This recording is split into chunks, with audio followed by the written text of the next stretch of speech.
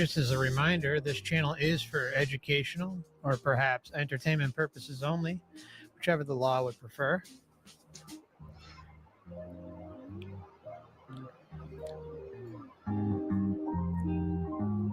It's always important to do your own research and come up with your own conclusions.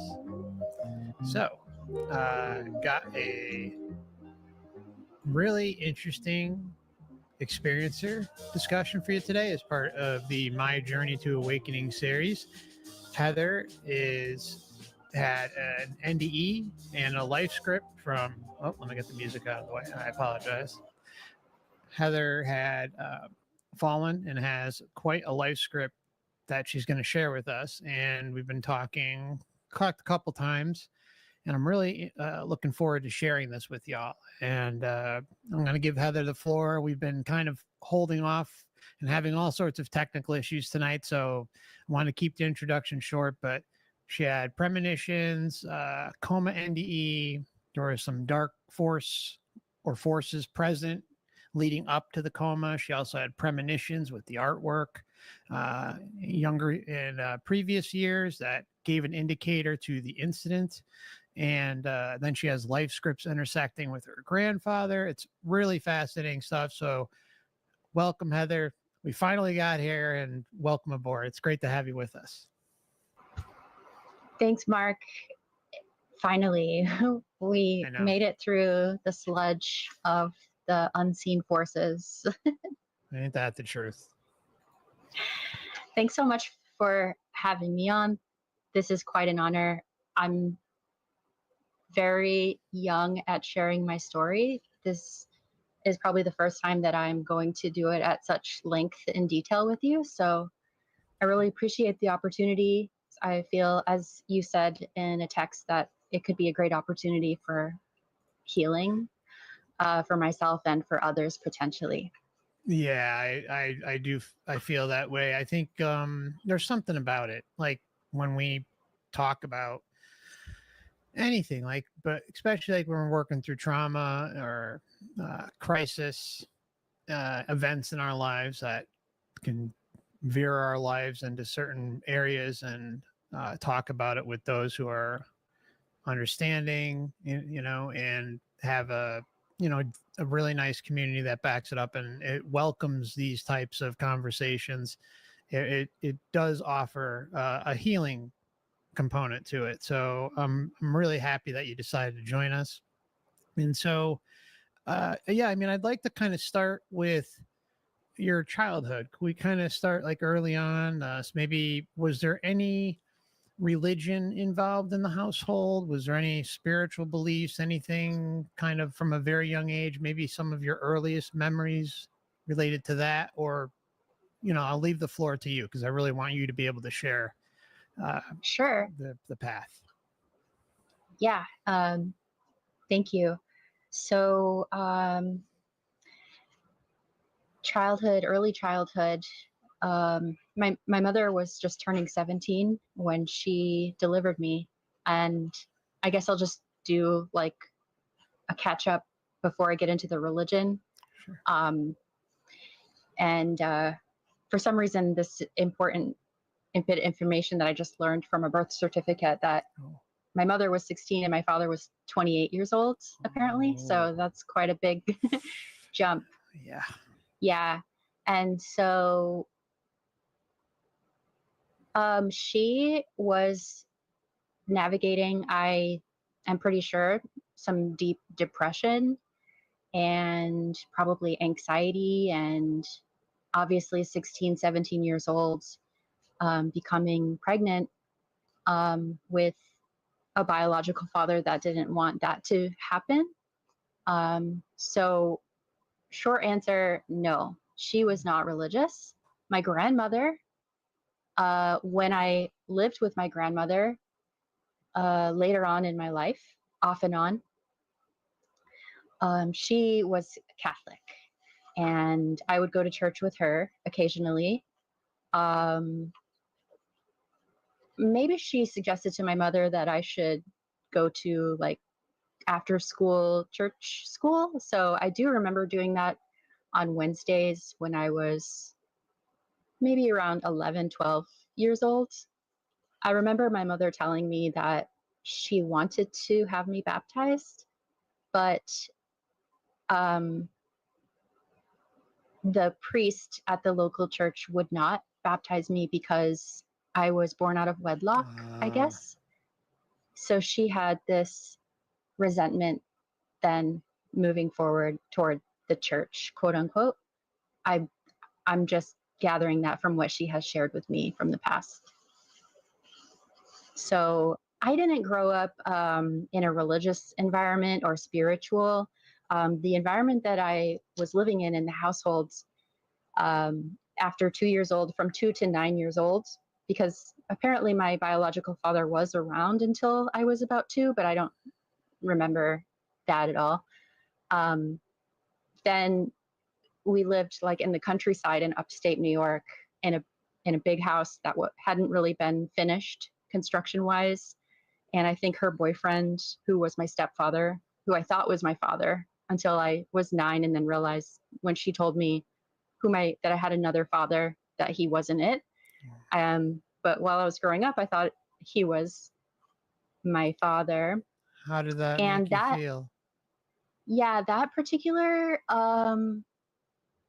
I'm not sure if it was because of the way my mother told me or what information she told me at that time, that I felt, because I had still had his last name up until then.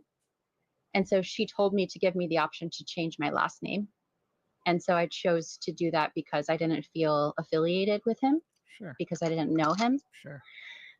But yeah, I had shared previously with you that the environment that I did grow up was spiritual to me, as I am an innately intuitively connected to some sort of spirituality with just the subtle realms. But the house itself was very, to me as a young child, very sensitive. It was very dark and scary, and not a place, and not a way to raise properly a young girl. Sure. Yeah, I know. I'm sorry I know you went through some abuse and stuff. We obviously don't have to go over that, but it there's also something I've noticed with artists that I've spoken with, and they have that connection, like you were talking about, from a very young age, and so I think it's just something that's put put in you, like it's like comes with like your life script, or this particular incarnation, like you're just going to be more in tune. Like a lot of artists of all kinds seem to have that early kind of footing. Yeah, I agree. That's what it seems like. The capacity to tap into the inner knowing, or the connection with the daemon, if you want, the inner genius or whatever, that connection seems to be more, I don't know what the word is, clear, Amplified, present, yeah, amplified. yeah. Mm-hmm. And so yeah, like even like hearing like how, just thinking about those back in the day, how the churches would shun mothers and children for out of wedlock, just appalling that that even happens too. I mean, it's disgraceful. Yeah, hmm, it gave me, I guess, as well, carried over resentment from my mother's, sure. or I felt like an outcast, because there's so many different arenas in my life where I felt like an outcast, and I've always felt like, oh, even the church wouldn't accept me. So kind of feeling like,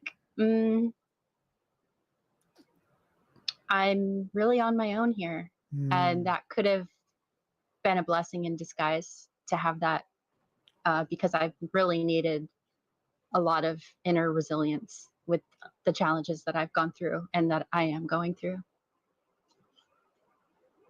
Yeah, you've had the kitchen sink thrown at you, um, and it's been quite a quite a path. And so, uh, like any like, what about memories or experiences maybe leaving the body, or vivid dreams as a child, premonitions even from a young age, and maybe something happened? I mean, I know there's a premonition we're going to get over, regarding your Hmm. fall, but you want to anything related to that you can share? Sure, absolutely.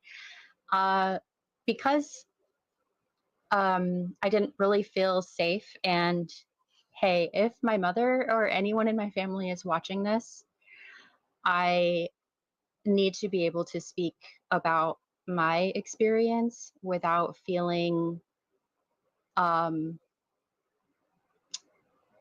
inhibited to people please or protect anyone else. I feel like I've done that for a long, long time. And I'm trying to be as respectful as I can to everyone, understanding the circumstances that people were in at the time. So uh, I just wanted to say that. Good for you, Heather. Stand up for yourself. That's good. Thanks. Yeah. Mm. And that's what talking more is. I really want to instill a strong sense of confidence and sovereignty as I'm having situations progress.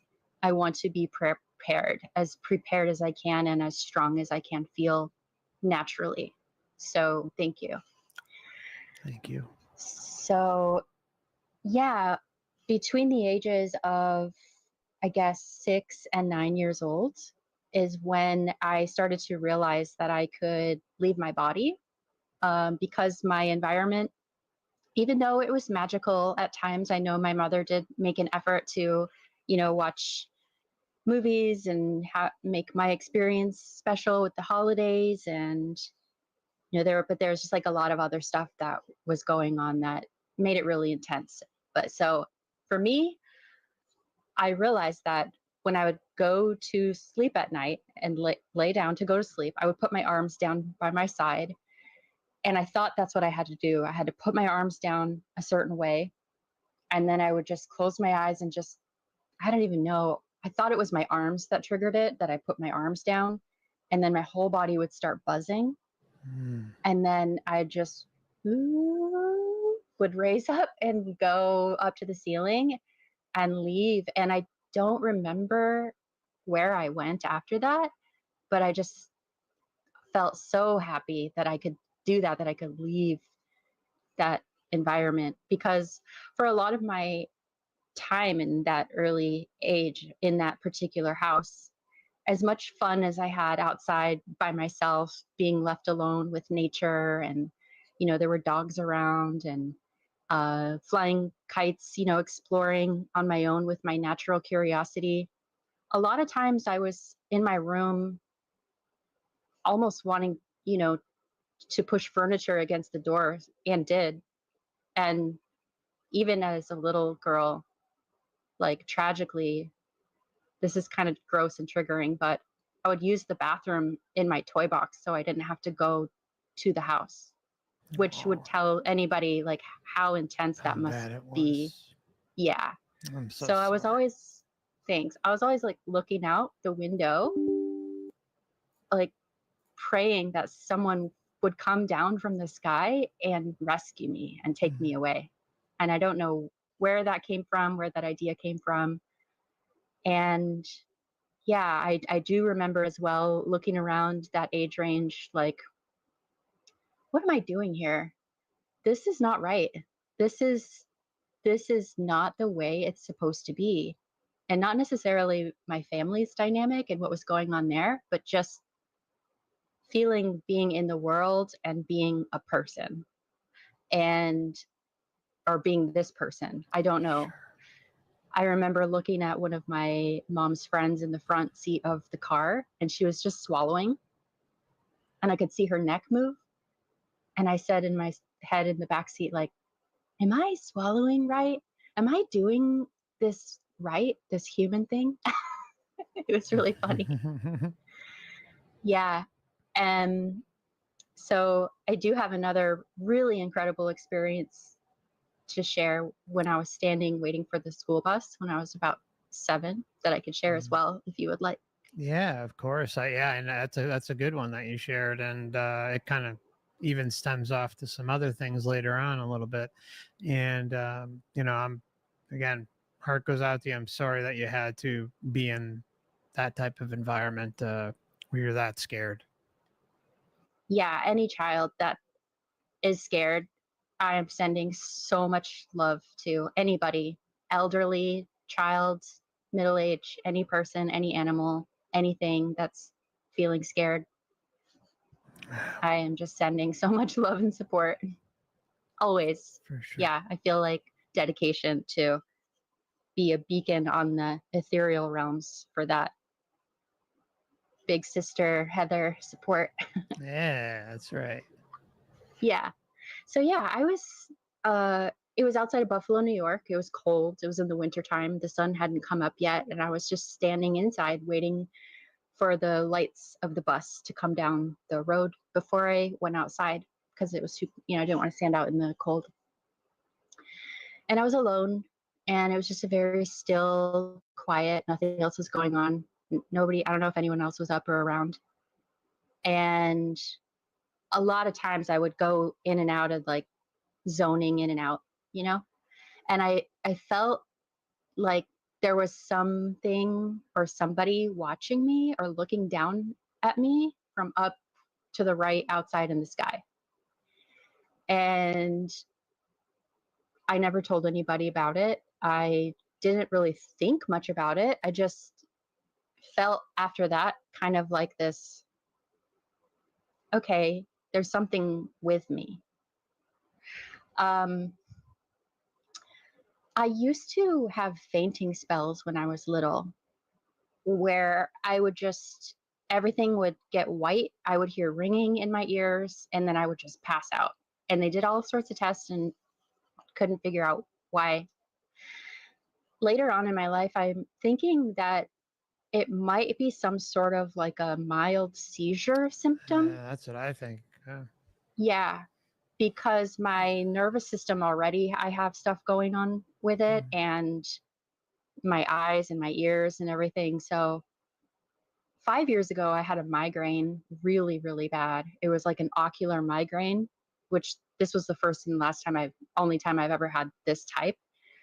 I went outside. I was living in California. I could see like the tree bark like expanding and going in, like the trees were breathing. I wasn't on drugs. I was just having a migraine. I could see like diamond shaped like auras around things. It was really scary. Like shards of light in my eyes. It was really scary. I didn't know what it was.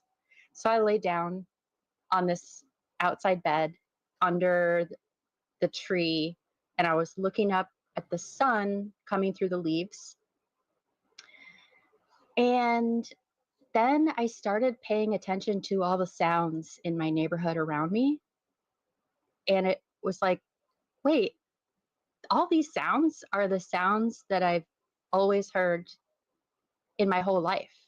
Like there's a pattern. Like I started to recognize this pattern and I started to feel my whole life in one like distillation.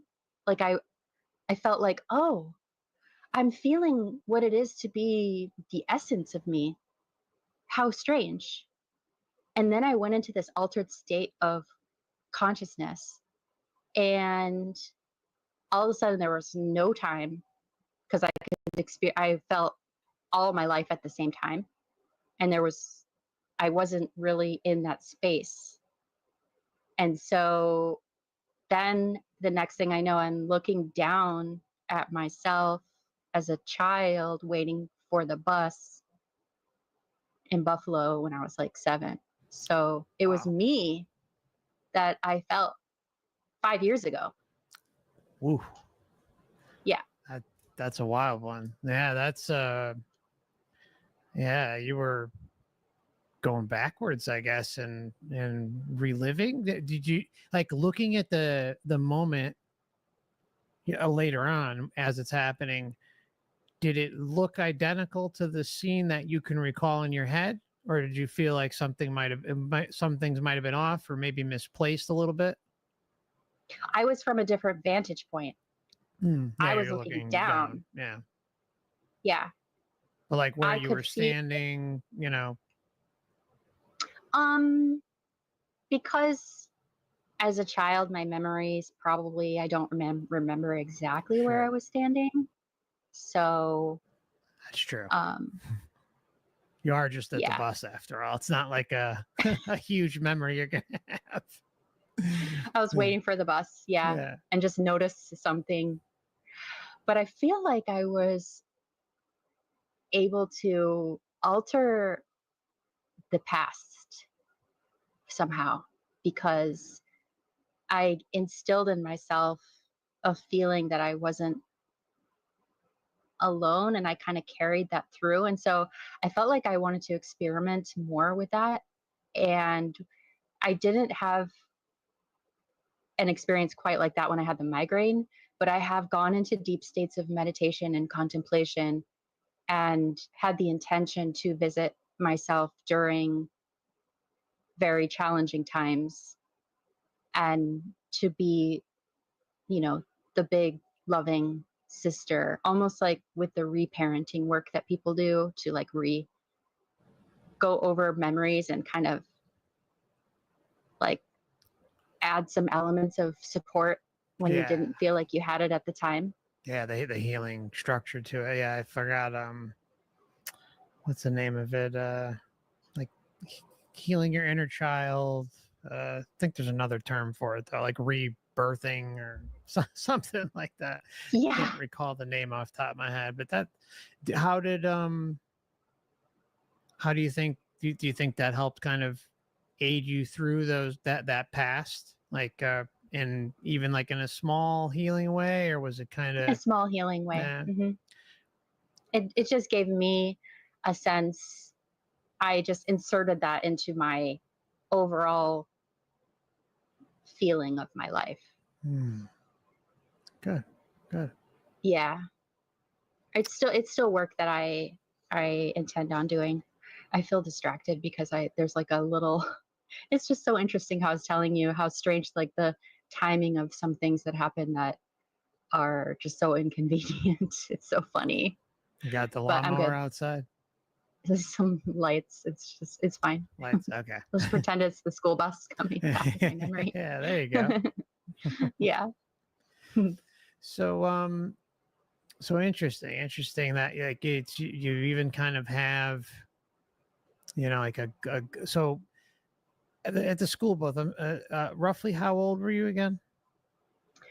I think I was 6 or 7. 6 7, and then you had the possible seizure about 12, maybe 11, 12. The like the fainting spells Hmm.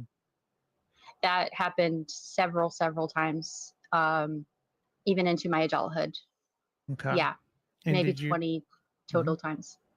Oh, and did you now how like leading, well, we're not going to jump ahead and go to when you fell, but of those 20 times, how many do you think, roughly were before you fell, and did they occur after? And if so, roughly how many for the combined 20?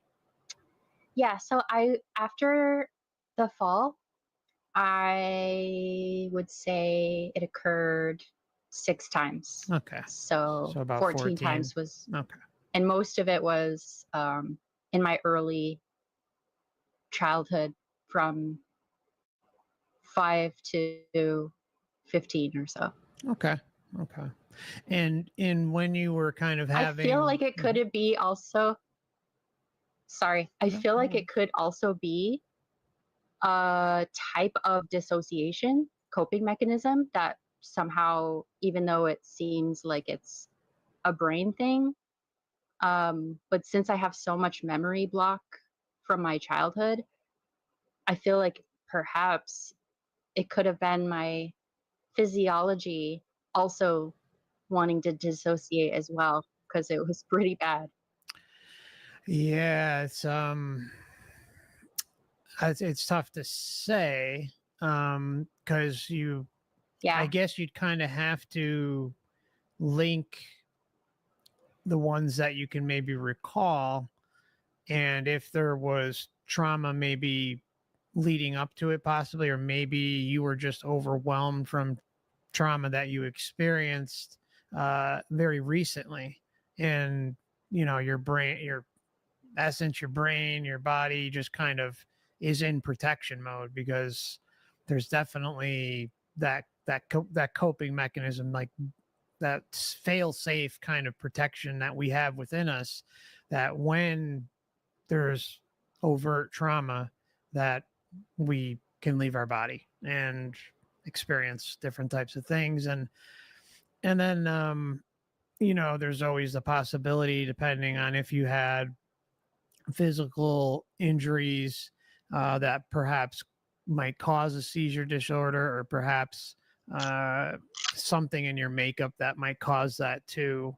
But either way, I'm just thinking, can you recall any moments during other seizures where you may have had an experience, even if it's not like something like going to the bus, but anything interesting kind of in that area? Anything stick out?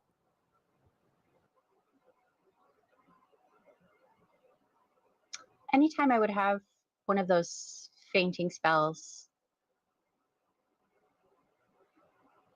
they seem to be, you know, when I'm playing outside in recess, when I'm singing in the choir, when I'm maybe in maybe when I felt overloaded with stress or overwhelm. That's when it happened, but it Hmm. never seemed that there was any spiritual or metaphysical type things, because when I was waiting for the bus, I didn't have a fainting spell. But 5 years ago, when I had that happen in my brain, is what like catapulted me back there. So that was the only time that anything spiritual happened Okay. with a yeah. Okay. All right. Appreciate the answer. And yeah, it's just gonna, oops, the screen may briefly go off for a moment because I'm having issues, guys. But Heather, you should still be able to see me. Just have to refer to my notes briefly. Um, Sure. so now I'd like to kind of talk about your art, and how Okay. like maybe, yeah, I mean, like, let's kind of go, I guess, start from, I guess, your earliest connection with it, maybe like what Yeah. inspired you. I know we kind of went over, it was you grew up as a, only child, and given the environment, it was kind of like a good escape, uh be a vessel for you. So, but I want to, allow you to tell us more Yeah. about that. Absolutely. So yeah, like I said, I was alone in my room quite often, and my mom was supportive, giving me tools to draw with. Of course, it wasn't like I was that neglected always. Um, so I just started doodling, drawing, looking at things, reproducing them. Maybe at age 4 or 5, and would just, yeah, utilize it as a tool to help me process. I didn't know that I was utilizing it to help me process things that were happening in my life that I didn't know how, because I didn't have anyone to talk to about anything that was going on, or it was just also overwhelming. So just getting lost in the practice of like mark making and drawing and coloring and being creative. And I didn't, I always knew I loved it, and I was always encouraged by anyone who had seen what I had drawn, and they were like, "Oh my god, how did you do that? That's so amazing!"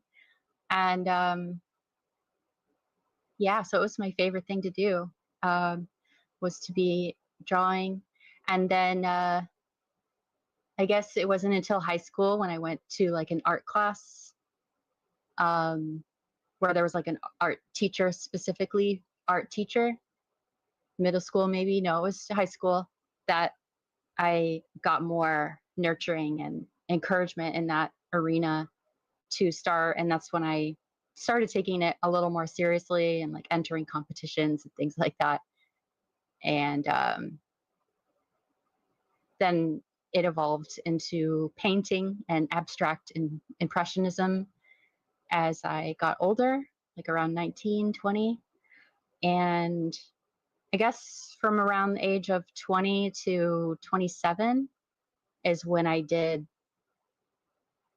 so much work. I was so prolific, and it was just a lot of it was just like in the trance almost. And I didn't even really know what I was drawing or painting. I was just putting stuff on canvas, go to the next canvas, put stuff on this, go to the next thing. And now I have all these things to look through as I'm taking a step back and can say, like, whoa, what is going on here?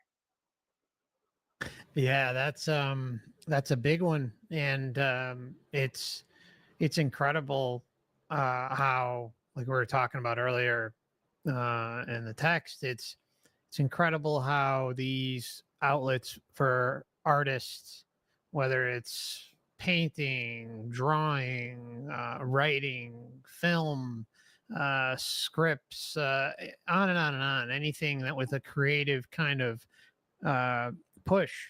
Uh, Sometimes people look back, and if they're kind of spiritually in tuned, they're able to make connections, like incredible connections. And then there's so many. I mean, anyone who's even just half paying attention, and or even practically asleep, have heard endless musicians and script writers and art and painters and drawers say, like, I don't know where it came from. Like, how many musicians, songwriters say, I don't know where the song came from, but it came in my dreams. It came when I was high, or like, I don't know where it came from. And you hear it over and over and over again, and there is just way too much evidence to support that we are, not me, but artists are connected with something. And I think it links to the whole life script part. Actually, I would say that's all but guaranteed. And then not only are there possible premonitions in that artwork, but there's also a connection to maybe past lives, maybe even possible future outcomes that may not even involve themselves in the earth realm, maybe something in the astral. Maybe they're writing or reporting on something that they saw in the astral and bringing it to earth. There's so many different possibilities, but the common theme throughout is you hear artists across the board openly admit, I don't know where it came from. I don't, I was just in the zone, so it's just further confirmation hearing it from you, Heather, that that with you sharing it. So awesome. Yeah, it feels like what I've noticed in my life experience thus far is that there may be these, and I think Aldous Huxley wrote a book called The Doors of Perception. However, I haven't read it. Um, it feels like, and Anthony Peake, I think, talks about this in his book about the daemon. Yeah. Oh yeah. Um, Yeah. yeah, it feels like one can go into an altered state of consciousness, whether it be in the flow state of getting lost in that creative mode, if you have that strong connection with it, having some type of a seizure, whether it be a mild one, like with a migraine, or having fainting spells. Of course, using specific psychedelics, doing breathing exercises, having life altering traumatic events open these doors of perception of our mind, because normally I do feel that our brain is set up in a way to limit our experience. And then when we have these other things that open the doors, we can more easily see and experience what's behind our human veils. Well said. I mean, nailed it. Nailed it. There's always this. There's a few NDEs that I cover, but there's like one guy in particular that just blows my mind to this day. He took some piano lessons as a young child, but it wasn't anything serious. He has an NDE later on in life and comes back a freaking concert pianist. I mean, you should hear his music. It's mind blowing, like Carnegie Hall center stage type, you know, blow the doors off the place, like really good. And then there's artists too. I mean, there's artists that's people who were not even interested much in art and they come back and all of a sudden they're interested and they're painting. There was one NDE I covered. I don't remember if they had an interest in painting beforehand, or I don't think they did, but they came back and all of a sudden just doing tons of painting, and they're openly admitting to, like, I don't know where this is all coming from. They're painting stuff from their experience too, like the light and a bunch of other things, but they said most of the stuff I have no clue where it's coming from. Some of it's my recollection, but a lot of it I don't know.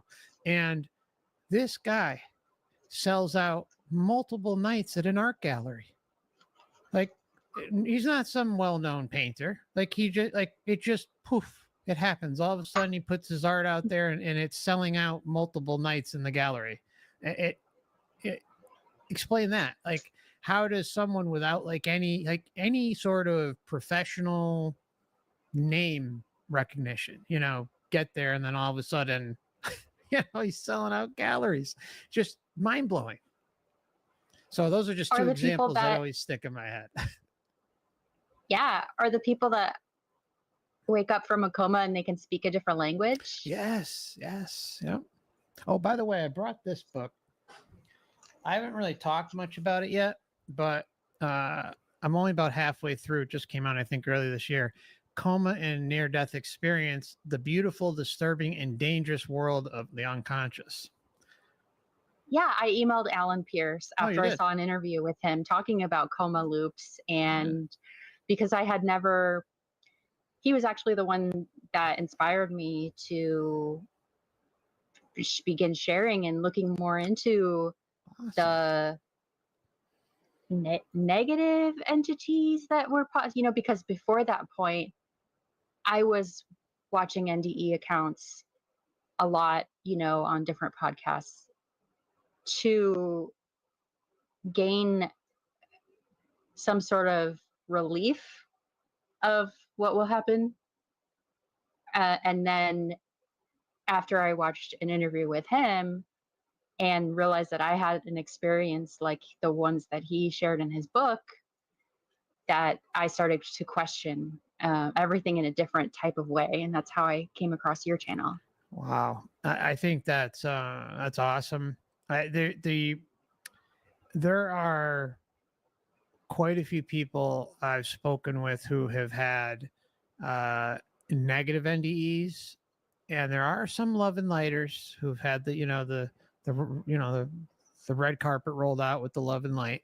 And then there's a few comas, and it seems like overwhelmingly the ones who have the negative comas or the negative NDEs, or even like sometimes negative, like consistently negative trips, those are the ones that are more apt to question things and look at things a little deeper. I think the biggest issue with the love and light side is they've experienced something so amazing and so incredible that,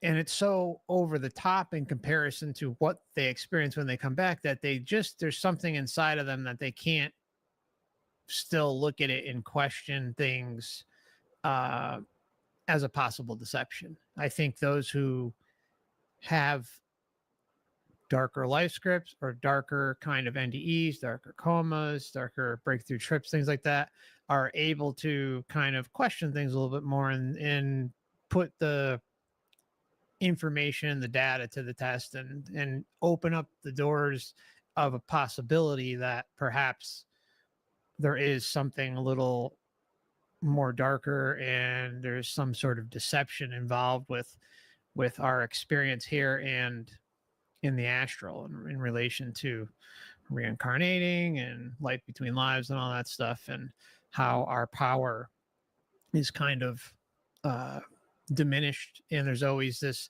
pressure on us to have this external worship. So anyways, enough of me ranting a little bit, but No, yeah. no, you have the best rants. I'm just going to take care of something off screen Sure. for a second. Yeah, I'll be take your right back. time. No problem at all. But I do have a comment on that. So you can't really hear you at the moment, Heather, but I'm just going to pop this book up while you're doing your thing. Take your time. So this is the book we were talking about for anyone interested: Coma and the Near-Death Experience, The Beautiful, Disturbing, and Dangerous World of Unconscious, by Alan and Beverly Pierce. Good stuff so far. I haven't had a chance to finish it yet, but definitely give it a check it out. And I'll be probably referring to that a little bit more in the future as we dive into some of the topics. All right. Welcome back, Heather. Okay. I think that's secure. I had to put this divider screen up. Nah, no worries at all.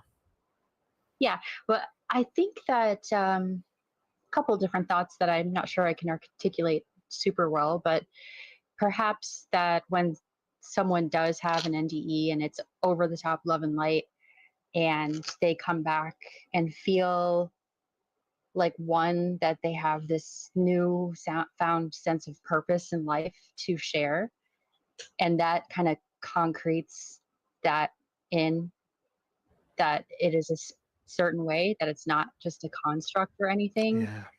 That because now they're taking it on as like a newfound sense of mission. Purpose, yeah. Purpose, mission. And that becomes their identity. And it's hard to switch identities because our egos are so fragile. So it's not like you have this new identity and then it's easy to just let it go. It would take a lot of work.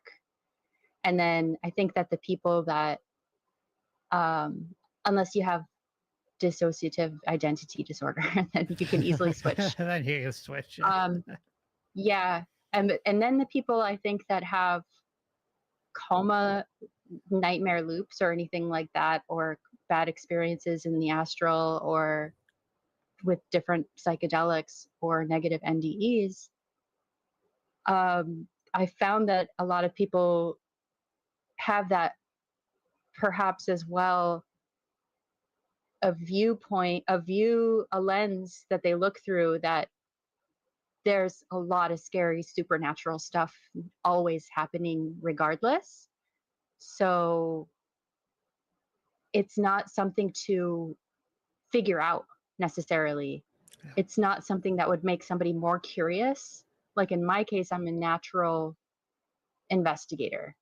And I'm not just going to say like, oh, I'm just being haunted because there's supernatural forces. And yeah, I agree that there could be, very much so, but I'm on a path to strengthen myself to overcome that within my own psyche, and to look at those experiences in a different sort of way. So I think it takes kind of a pioneer to not go from one extreme to another, but just rather like say, okay, well, what's going on here? You know, I don't watch supernatural, like haunting paranormal shows. You know, I don't have the love and light, you know, kumbaya. You know, there have been parts of my life where I did have that. But yeah, it's like a more balanced approach, if that makes sense. Oh no, Some it people have. makes perfect sense. That's kind of how my But you path have went. that. Yeah, I mean, I went both ends of the pendulum, and then like I think anyone that really is truly being honest with themselves has to say that they don't know fully. Like, and then there's a lot of conclusions, and I think even though we talk about some conclusions on this channel, there is kind of things that are rooted in at least some data and some patterns. And even though they're across the board pretty prevalent, still at the end of the day, uh, I'll sit here and say that, I don't fully know. I just don't. Uh, and kind of like the whole method with what I talk about is like, let's just be sovereign. Let's just make our own decisions with our own intention, and we'll be okay. There's no reason to over think things, and because this place is just, the one thing you'll learn is, and everybody learns this, like the big answers to the big questions are just not there, or they're meant to be hidden and not seen in many different areas of life and experience here, which, in my opinion, further cements the idea that there's something really wrong and deceiving going on. Which, because why does everything have to be so hidden and clandestine, and humanity have to be so conditioned? Why do we have all of this programming built within us, within the very fabric of the meat suit? Blah blah blah blah blah. Anyways, it's Yeah. yeah, I mean, I think taking the middle of the road is the best path. It really is. Yeah. To not be overrun by either fear or love. Yes, exactly. Yeah. Exactly. So let's see. It might, the screen might go off for a moment, guys. No um problem. all right, so what I did want to do, did did you want to take a few minutes? I don't know how you feeling. Did you want to go for a little I'm bit pretty longer before good. we break? Okay. All right. Yeah. Okay. All right. So Thanks. I want, sure.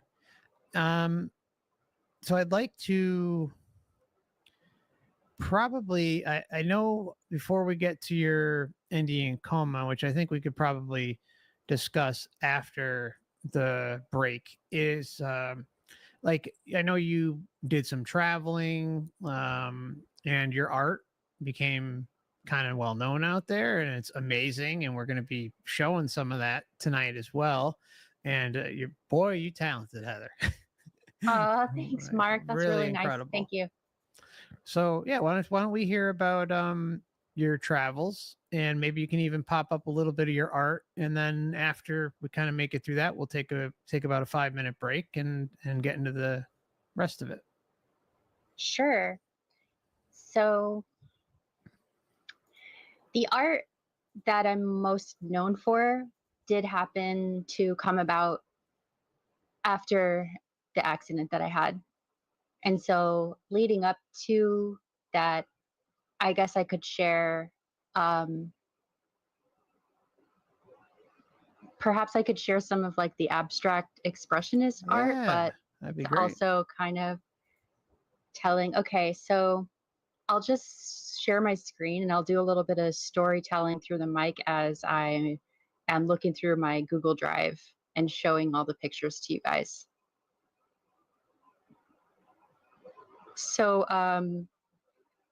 I'll just quickly preface it with saying that growing up on the East Coast, back and forth from Cape Cod, Massachusetts to upstate New York, living with my grandmother in Cape Cod off and on, living with my mother, living with my aunt, living with my stepdad, living with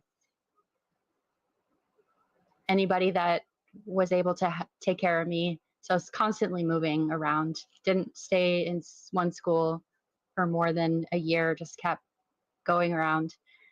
I was incredibly gifted as a young child. I sang, would every school I went to would sing in the choir and enter in competitions. I also played the trumpet as a young girl, and I was like Oh, first chair. Yeah, I was first chair in like the jazz band and the classical music, and I won a lot of competitions in New York State for playing the trumpet. So I was wow. just really like naturally inclined to do these creative things, music, singing, drawing, started winning awards and competitions with my art as well in high school. And when I was 16, 17, I started to date this hippie guy, and I moved out of my grandmother's house. I was turning a senior in high school. And I had taken mushrooms for the first time. And that was like a very strange experience, just laying down on the grass, looking at the clouds, having this like existential expansion of consciousness. Like, what is going on? How is my mind expanding like this? And then he introduced a book to me called The Celestine Prophecy that I read when I was Oh, 16, 17.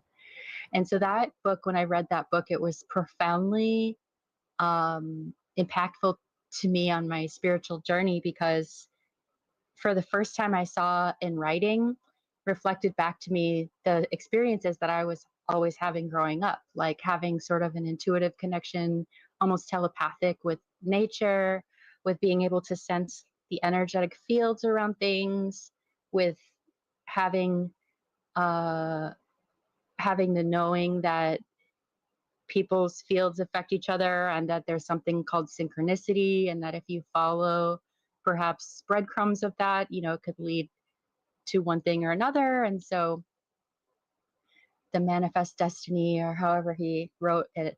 But after that, I was just like, okay, I'm a spiritual person, because this is me, this is my life, this is how it is for me. And then I ended that relationship. I was in a different relationship, and it was a surfer. He was a surfer that came from Santa Barbara, California to Cape Cod.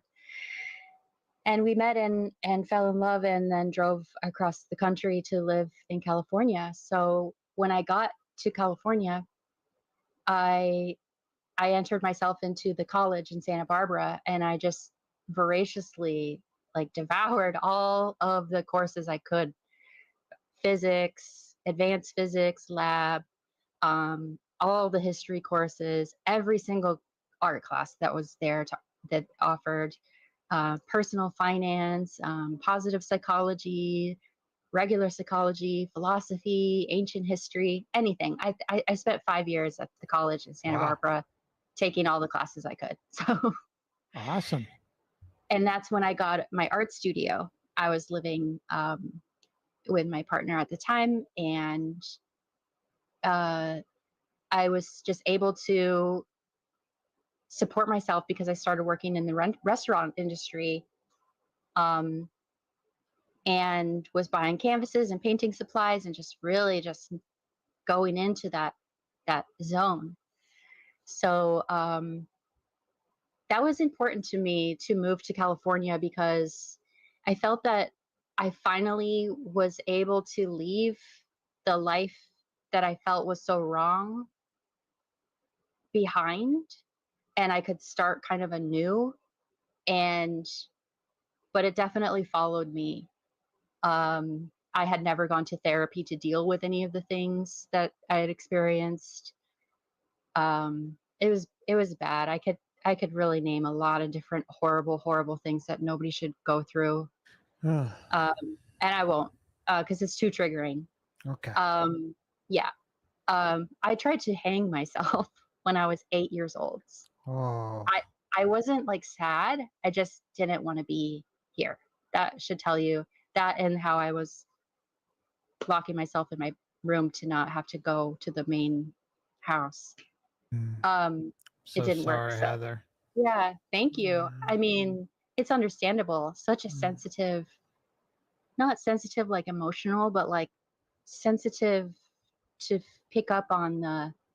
I didn't ever easily just slip into the norm. mm. Like I never just went along with like, oh, you think too much, just watch TV, just hang out with us. What's the big deal? No, no, it is a big deal. Yes, yes. So when I got to California, I felt like, oh, I can finally do my own thing how I want to be. I was, Spread your spe- wings. yeah, spending time on the Mm, beach, trying to surf, cycling, getting into the wine industry. I started working in fine dining. waiting on tons of celebrities and like important people. And I became an assistant winemaker. Um, I traveled around. I saved up a bunch of money to go to Europe and to go to all the art museums and all the wine regions I possibly could. So it's just me on my bike with my partner at the time, and I had 75 pounds of backpack on the back of my bicycle, and we were just riding around the south of France, all of France, Spain, Italy, Germany, Austria, Belgium, Wow. and just sleeping in campgrounds on the beach or hostels, or stayed in a castle one time, or people's homes. And it was a 9 month bike tour, so I got to do that. I went back to Santa Barbara and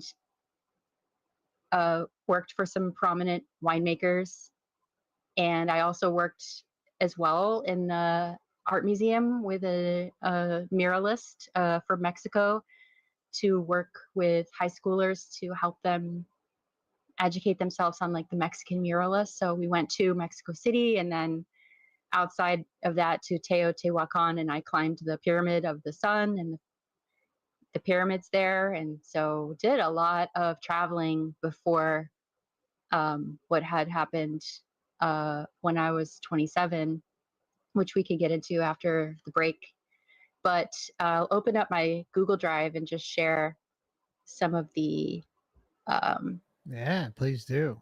Like, it's yeah, awesome you got to experience so much of that, like, beforehand, and we're yeah. able to really travel and explore and check out different sites, and what you experienced so much in like a short amount of time too. Yeah, and I feel like that was almost intentional too. Like, Yes. Yep. yeah. So when I bring up the Google Drive photos, you're gonna see photos of me and my grandfather, and also other paintings. And I've only selected the paintings that are relevant to this discussion in other ways that I'll share later. But I don't have my whole collection of art. But if you go to my link tree, um, I'll be I sure to don't know if put that that's, up. It's in yeah, the then description tab of the video already, guys. and then you can go to Sorry. my Instagram. That's fine. You can go to my Instagram from there, and then you can see more of my wide variety of different things that I have done. And you could find me on Facebook too and see too. But these ones are specifically Heather's for. screen joined. Okay. So So let me pop this up here. Here we go. All right. it's on the screen now. Yeah, we got it up now. So depending on if you want to pick a Yeah. picture, if you click it, it'll enlarge it, and then I'll get rid of this text here. So here's me as a little girl, looking very like inquisitive. Yes. What is going on here? um it is my grandmother's birthday today. So happy Oh, birthday, Grandma. She's passed. wow. Happy birthday, Yep. Um this is me again, just for context, as a Grandma. little one in the Wow. countryside. Yeah.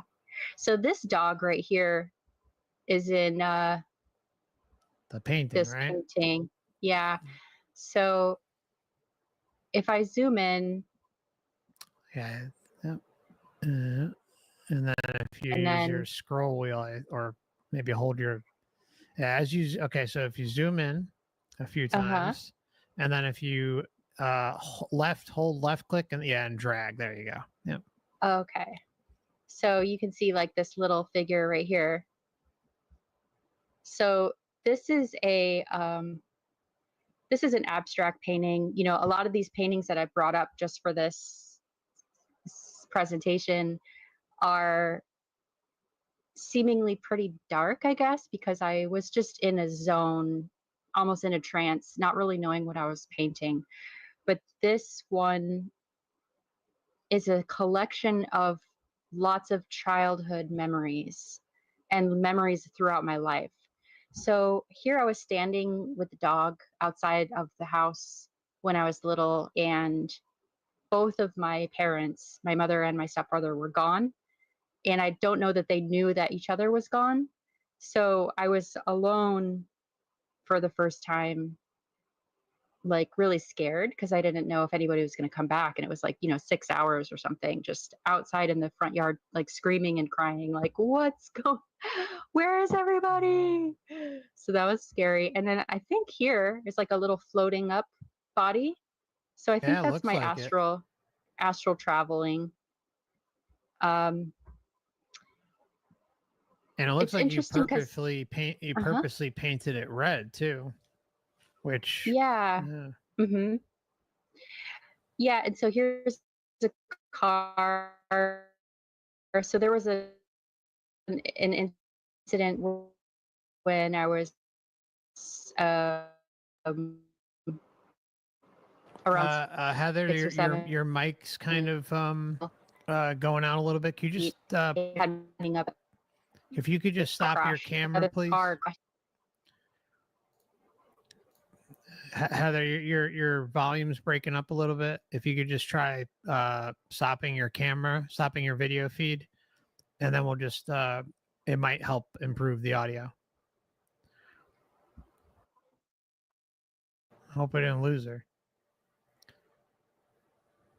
Oh,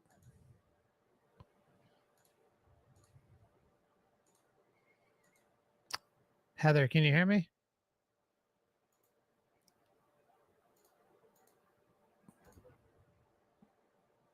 Are you able to hear Hey, me? hey, yep, yeah, I can. Looks like we lost each other for a moment there.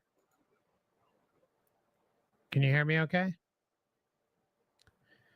Maybe try leaving the meeting and coming back. Oh wait, no, then you're gonna. Hmm. Can you hear me? Okay. Oh boy, I can't hear you. If you could try typing in the private chat in the talk studio, please. Okay, she might leave and come back. Give it a try.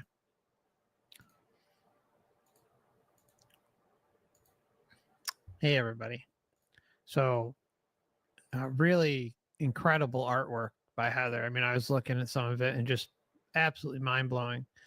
And we'll be showing you more throughout the night too. And she's kind of gone through uh, a number of her pieces and how it pertains to her story and her her incident, uh, her fall, and then the premonition part, which we're going to be going into a little bit when she gets back. And so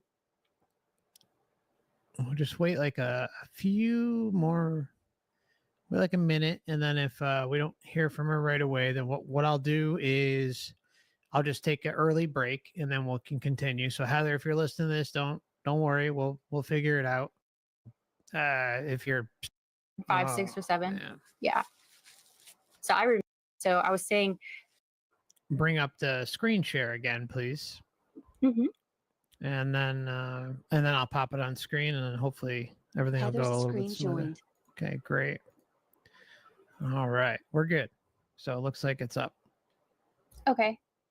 So yeah, so there was an experience that was impactful to me there, um, outside. I'm not sure what this, cross is, which is also a theme in a lot of my paintings. Yeah, I was going to point There's that out all, too. So yeah. it's actually like a theme throughout. You're saying? Mm-hmm. Oh, okay. Yep. And I don't know, maybe that's like my death. Who knows? Hmm. There's always a tree. Um, there's always this element up here, which looks to Hmm. be like a spine. Sure. We have stairs. So yeah, so I was saying the car crash, I was in the back seat and the car collided on the side right where my head was up against the door. And so my ear was bleeding. I could have had maybe sustained some sort of a concussion or brain damage from that because I was never taken to the hospital. Oh my She god. just took me into McDonald's to get some ice, and that was it. A lot of things that happened to me as a child that I should have gone to the hospital to get checked out, and I never went for one reason or another. I don't know why she didn't do that, but that was there. And how old were you when the car crash happened? I'd say like 6 or 7, 5, 6 or 7. Man. Yeah. So I remember that. I remember that. Uh, Obviously, it was very scary. You know. And did you hit your head on that with that? The car hit. The car ran a red light and hit the side of the car head on where I was. They crashed Oh, the door, and it was my whole ear was like I was like bleeding out of my ear. oh, jeez. That could be part of the seizure thing too. Seizures. Yeah. So then the stairs element, there's a few instances. I think my mom told me a story of like that my biological father didn't want her to um, give birth to me. So she told me that he threw her down the stairs. There was a time when I was around 2 or 3, or 2, learning how to walk. And I'm not sure if this is true or not because I can't remember. I was just told the story that I had a blanket over my head. When I was walking, somebody put a blanket over my head. My mom was with her friends, and I didn't know where I was going, so I fell down the stairs. And they were all laughing, like it was a joke or something. There was another experience I had where I fell down the stairs. So I'm not sure if that mean those stairs are indicative of that. I'm not quite sure what this mailbox is, or the moon and this star right here. But yeah, so like I was saying, my biological father didn't want her to give birth to me. So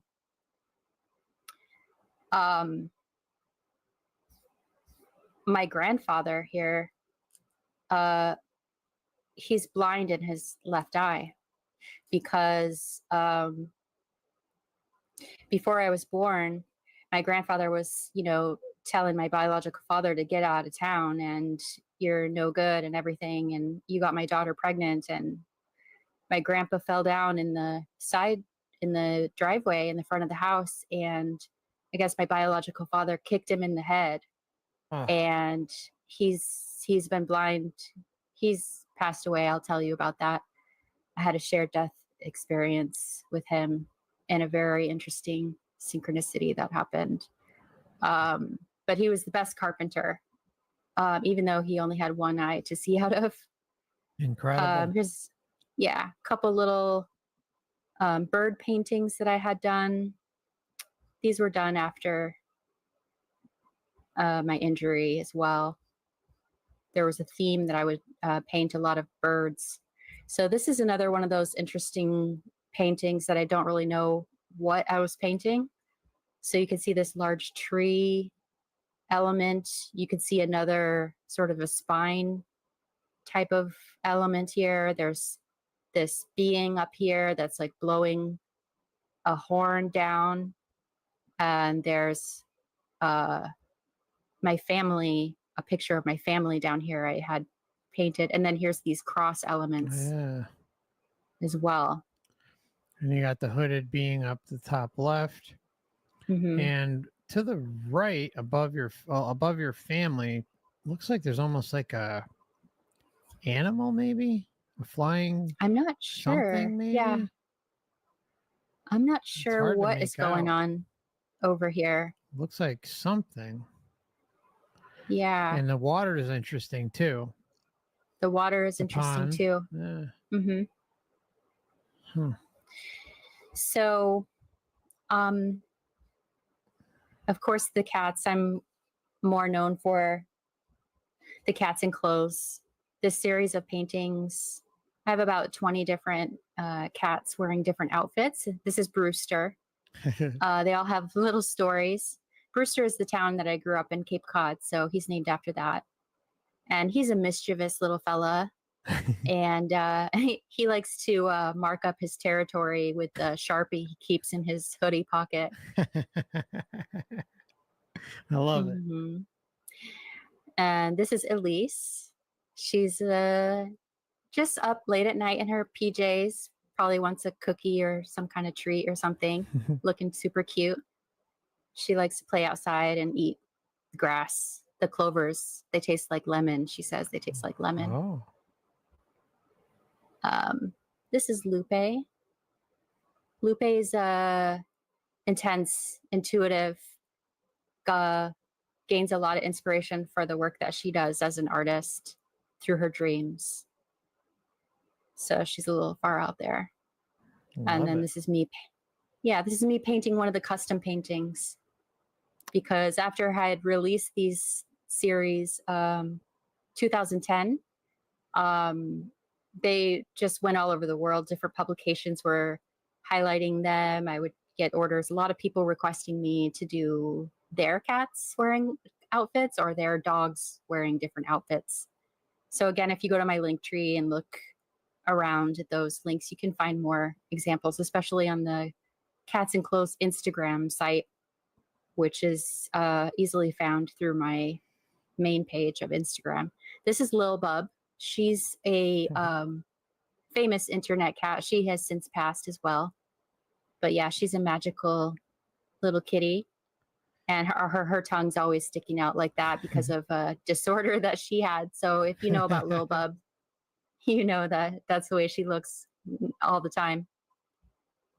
So this is a talented. weird. Oh, really thank you. amazing. This is a weird one.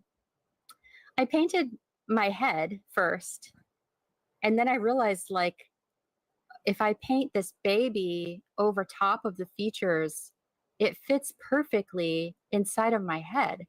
And like, here's the doctor pulling out the child of my head. It's so weird, this painting. But I felt like now that I look at it, it's kind of this reincarnation, rebirth type thing. Yeah, I mean, you can. It's a really interesting painting. And how long after? I mean, we're going to get into the Coma and your fall, but how long after was that painted? Or No, was this it was before. Oh, This before. Yeah, so this was painted around the year 2000. As was This was painted around the year 2000. Okay. My the injury that I'll get into happened 2007. So these were 7 years before the injury. This was the Okay. same time. And then there's one more that I could share that I painted. You know, Awesome. this was the closest one that I painted, as close to the injury that I had. This was 4 months before Wow. the injury. Yeah. I mean, you have So house. as I get into the story of what happened, it was an accident. It was not planned. I didn't know why I painted this painting, but this depicts very clearly what happened to me that has put me in this situation that I'm in now, being paralyzed using a wheelchair for 17 years. So this was leading up to it. After the break, we can get more into it, but there was a lot of energy around that time. And this came out as like I had no idea what I was doing, but it was like clearly a premonition painting. And then this is the first self-portrait I painted after being injured. And you can see a lot of the sadness and intensity in that. Yeah, huge within the eyes. Yeah. Yeah. Well, yeah, I mean, I want to thank you for sharing. I mean, you're incredibly talented with your artwork, and being able to open up and share these raw experiences, these difficulties with everybody. It takes, a brave warrior, and I'll tell you again, Heather, you're a brave warrior, and it's an honor to be able to speak with you, and I'm looking forward to having us dive into your experience. So I don't know if you have any anything else you want to say before we go into the break? No, I think it's a great time to go into a break. Thank you so Okay. much. All right. So is 5 minutes okay, or do you prefer 10? Yeah. I'm cool with whatever. 5 is great. All right. Okay, everybody. We'll be back at about, we'll probably be like 6.5 minutes or something. 7 6 minutes. and a half. Yeah. Because by the time I get the music and everything. Yeah. Okay. Thanks, everybody. See you shortly. Thanks, Heather.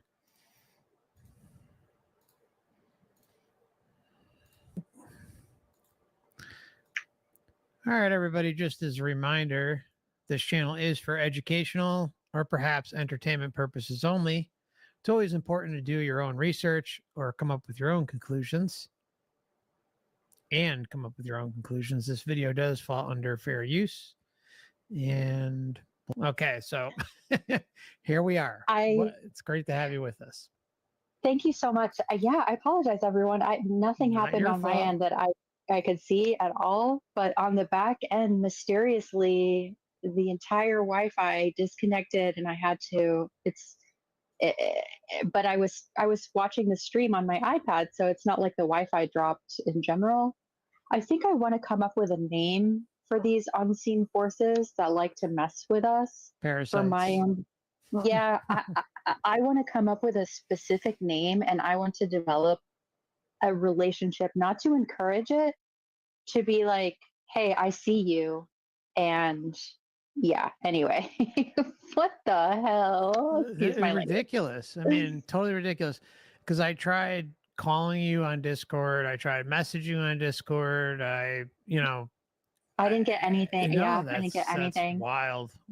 I was looking to become a certified sommelier and, really kind of gain a better reputation in the industry that I was, doing really, really well at Santa Barbara and Montecito, waiting on different celebrities and important people, etc., and really getting to know this interesting world of viticulture and becoming quite passionate about it alongside my artwork and my painting. And I always kept my paintings private, as I shared. They were a little weird. They were kind of abstract, impressionistic, not really ever knowing what I was doing, just using it as a processing tool or a tool to tap in, so to say, to the other realms.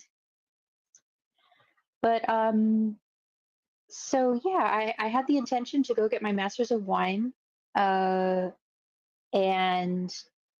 I was in Santa Barbara. I was just 27 years old. I had a party at my house. I was living in a Victorian style house, renting a room up on the second floor. The day after the party, the morning after the party, my friends and I went out to breakfast. And when we came back to the house, and we're all hanging out in my room, I wanted to use the bathroom, so I tried to turn the knob of the bathroom door, and it wouldn't open. It was stuck, the doorknob. And one thing about me throughout my entire life, I've always climbed up on things like with too much confidence. I never had been really scared to climb up trees, to,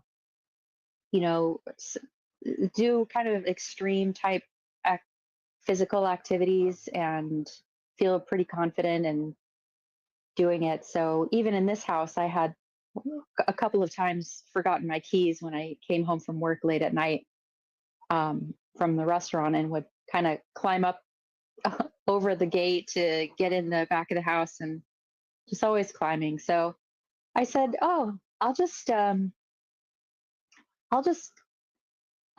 open the window and go from the window, because they were really close to my bedroom window and the bathroom window. Like, I can just scoot along this little ledge and get into the bathroom that way." And I really didn't think anything of it, but I lost my balance quite quickly, and I fell. It was like almost 30 feet. down onto the driveway below. I landed on my back. Um, I had so much adrenaline running through me at the time that I didn't feel the pain. And I didn't have instilled in my mind that you're not supposed to try to get up or move if you fall like that. Mm. And so I immediately just wanted to get up.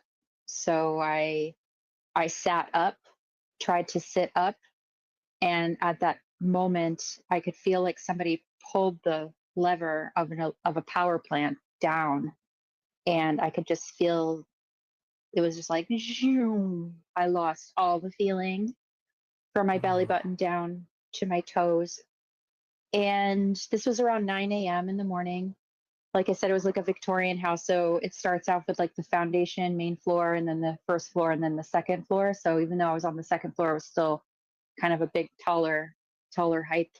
But just so happened that a woman across the street was watching out the window exactly at the time that I fell. And she just so happened to work in the emergency room in the hospital. Of course she did. And she called the ambulance and they immediately came like less than 10 minutes later. And then I'm rushed to the ICU and I'm unconscious because after I had tried to get up and could tell that I was probably paralyzed at that point, I passed out. I lost consciousness, access to consciousness.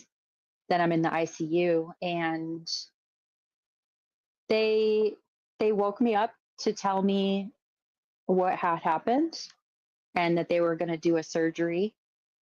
And did I agree to the surgery that was going to happen? And, that I'll most likely never walk again in my life.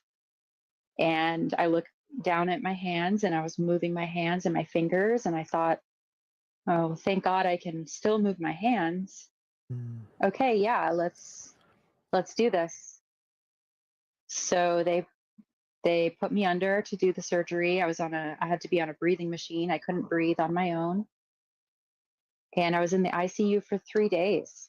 And during that time, I had some really interesting experience that I can definitely and happily share with you and everybody. Yeah, please do. And I mean, it's so common with experiencers to have, a nurse or someone trained that witnesses someone's, medical thing. So as soon as you said, "Oh, there just so happened to be a nurse watching," next door or something, who caught it in time at the exact time, it's so common. It's borders on the absurd with um how prevalent it is. I mean, we see it all the time. One of the ones I bring up all the time, and you may heard me mention it, Heather, is those who get.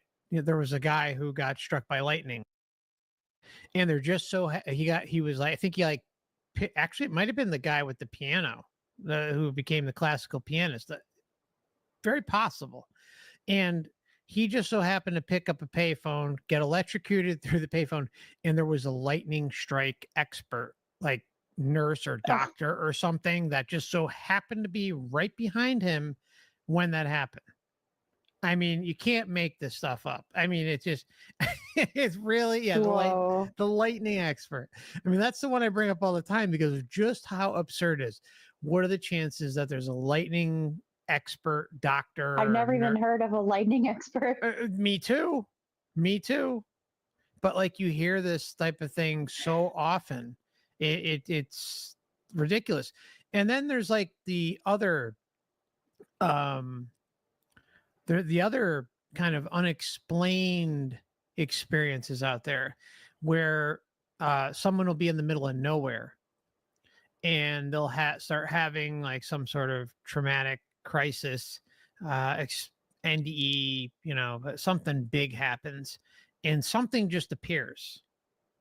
And that person or whatever that individual is present, but and there's police there or ambulance or fire department, and there's no accounting of who that person was that was there on the scene that helped the person who went through it. So there's even like when there's kind of like rural incidents, there always seems to be someone or something present to help the individual who's going through the traumatic experience at the time.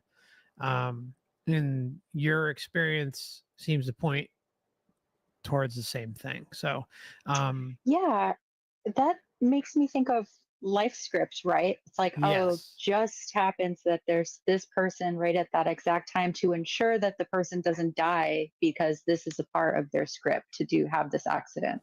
yeah, yeah. No, I think anyone like one of the big comments I get, well, every once in a while, is well, if we have any say in all this, then what about all those people who come back? Are forced to come back and this and that. Well, first off, the ones that are quote unquote forced to come back, they're a like curious. They're agreeing to kind of go down the tunnel into the light and interact with all this stuff. So they're actually first putting their intention out there, and then uh, the other thing is that their life script is not destined to end in that moment. And that's just the bottom line. So I think the big problem with a lot of individuals out there who kind of look through the lens of the soul trap, maybe early on in their research or something, and kind of feel a loss, like they feel hopeless or something, like, oh well, what about those individuals or this one or that one? Well, it's different when you're looking at this realm through the lens of a deception, like when you finally kind of reached that point of having those big questions out there versus someone who just is an everyday kind of going through the motions, whether they're religious or not, and just having this traumatic experience happen to them and ends up back here. And then there's also like a whole memory wipe component that's involved with some of these, and they use all sorts of tactics to try and get individuals back here, like friends and family and pets and children and yada yada yada, right? So, like the biggest thing I try to point out is that we're just, like it depends upon your incarnation. Like, it does within your essence, uh, deep within your essence, are you clearly seeing through this realm and this experience for truly for what it is, or are you still giving yourself over to something else?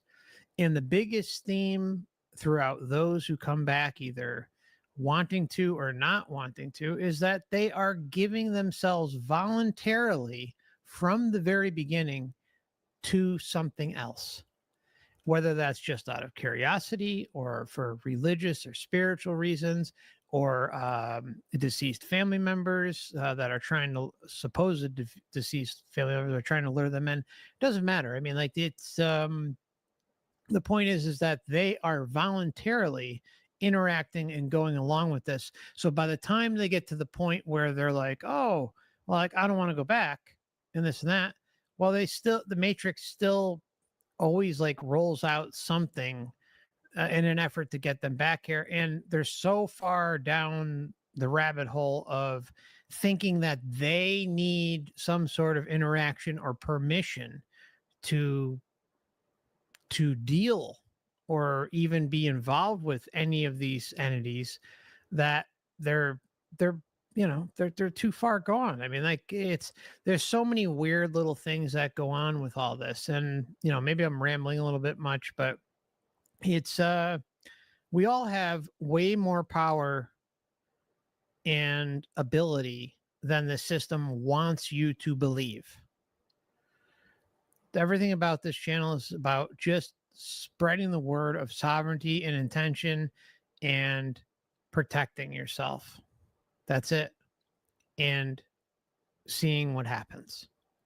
So, all these kind of scripted events like we saw with Heather and things like that, it's it's it's become so obvious that the life script is real, that life scripts intersect with those that we incarnate with, or maybe uh and there are we're really going to dive deep into some of this in this conversation with Heather, guys. We're going to hear some incredible things in relation to Heather's grandfather and his girlfriend, soon to be wife, which was Heather's ex boyfriend's mother. I mean, it's just really wild. And they were separated between the West Coast and East Coast, and somehow they just magically converged within Heather's life script. I mean, there's a lot we're going to dive into with all that, and it's going to blow your minds. And like, I'm sorry for kind of ranting a little bit, Heather, but No kind of just worries. setting the stage a little bit. Yeah. And I just want to rewind a little bit because I think there's an important moment that we maybe didn't go over, like how leading up to the Hmm. incident, you kind of felt some sort of dark presence, dark Totally. being. Like there was something that, like, I'd really like you to kind of like think back Yeah. to what that was. And you don't have to, I want you to just explain to us what you actually remember and what happened, like blow for blow, no Right. matter how short or how long it is. Like, I think that's an important part. And I'd like to kind of go off of that after you're done explaining what happened. Totally. Okay. Yes. So I guess it was a couple weeks. Well, so 4 months before, I showed everybody the painting of the crash impact down from the house window. That obviously is the scene of this accident. The house, I didn't know I was painting. I didn't know what I was painting. I had an art show in a local gallery in Santa Barbara. I have documentation of it. I have different photos of different pieces I had up. This was 4 months before the accident happened. So I had no idea that, so I guess 4 months before maybe I start entering what feels to be this like vortex, so maybe this singularity kind of like pulling me into the culmination of, this destined uh, accident, which is hard to say that it's like a destined accident because for me, in my experience, it was an accident. And I definitely would not choose, if I had the choice in this life, to be paralyzed and to go Mm. through the excruciating amount of pain that and humility and challenge that I've experienced the last 17 years being paraplegic using a wheelchair, and how truly hard that is to do by myself with no support from my family at all, totally alone. So I Oh. would not have chosen for this to happen. But I felt like, as it's approaching closer, uh, even though I had these high hopes and goals to become, even more reputable in the wine industry and working with really renowned winemakers and very dedicated in this field, and my art, which was just my sacred passion that I always kept to myself. Um, I also could, upon reflection, feel like there was a pull toward a darker side. And I I don't know. I mean, so the and that's like, to say that means what it really means is just like it just everything in that time, 2 weeks, 2 days, the day, the morning of, just there was like this mysterious fog kind of that dropped down into my life. Uh, Even though I had this light of these goals and excitement to build my life in California, it was like this mysterious fog started to settle. And so the night before, had a party at my house with my friends. Everybody in the morning goes to have breakfast. And when we're driving home, I'm in the backseat of my friend's car. She's driving. I barely put my hand up and touched the window. I don't even know why I was like touching the window. I just put my hand up to like gently, and I just have like a graceful fingertips, graceful touch. I'm not this big brawny, like I touched the window and it pressed on it or anything. When I did that, the entire glass shattered. And the glass didn't shatter outside of the car, it shattered inside of the car onto me and all over my legs. So crazy. And I was like, what the heck? And there was this strange part that was like, this is my glass. This is for me. There was this strange thought I had in my mind, like, this is for me. This is so, it was so strange. So we get home, and go up in my room. And then, what I had described. But I actually even brought in some of the glass to my room, like in a weird way, like, oh, this is symbolic of something. Like I already knew, like, eh, I, there was this energy that was, no matter what, I was going to have this accident, and it was just buzzing all around me, and it affected the material. Like I must have been so charged. And because I had done these premonition paintings, like I had shown everybody from 2000, which was 7 years before this accident, of all of these spines. And I fell through a tree and then landed on the driveway. So are those the trees in the paintings? Was I painting spines because I knew somehow in my psyche that I was going to break my spine? Or that the spine was going to become like the most important theme of my life at a certain point? I don't know. But there was a part of me that knew, and then something was forcing it to happen at a certain point. Like there was a culmination, like I said, this singularity type experience where no matter what, like it was going to happen that day, no matter what. And it was such an accident. It was such a slip, I eh, I was very comfortable climbing and doing things like that. I don't understand why it happened. Do you feel like maybe you were pushed in some way? Just So honestly, like even if you don't remember it, I yeah. mean, like it just just bare bones, like Okay. you know what I'm So saying? honestly, I I feel like something came over me to make me choose to go to try to go to the bathroom window from the outside. Like I could have gone downstairs and used the bathroom downstairs. I was pulled to do it I made that choice, and it was like,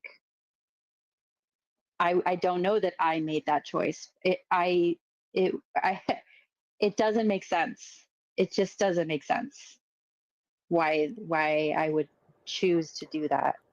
The only thing I'm thinking is, okay, so like one of the questions I want to ask you, like were you someone who did like rock climbing, climbing up mountains, like any? Yeah. Yeah. So, I mean, perhaps like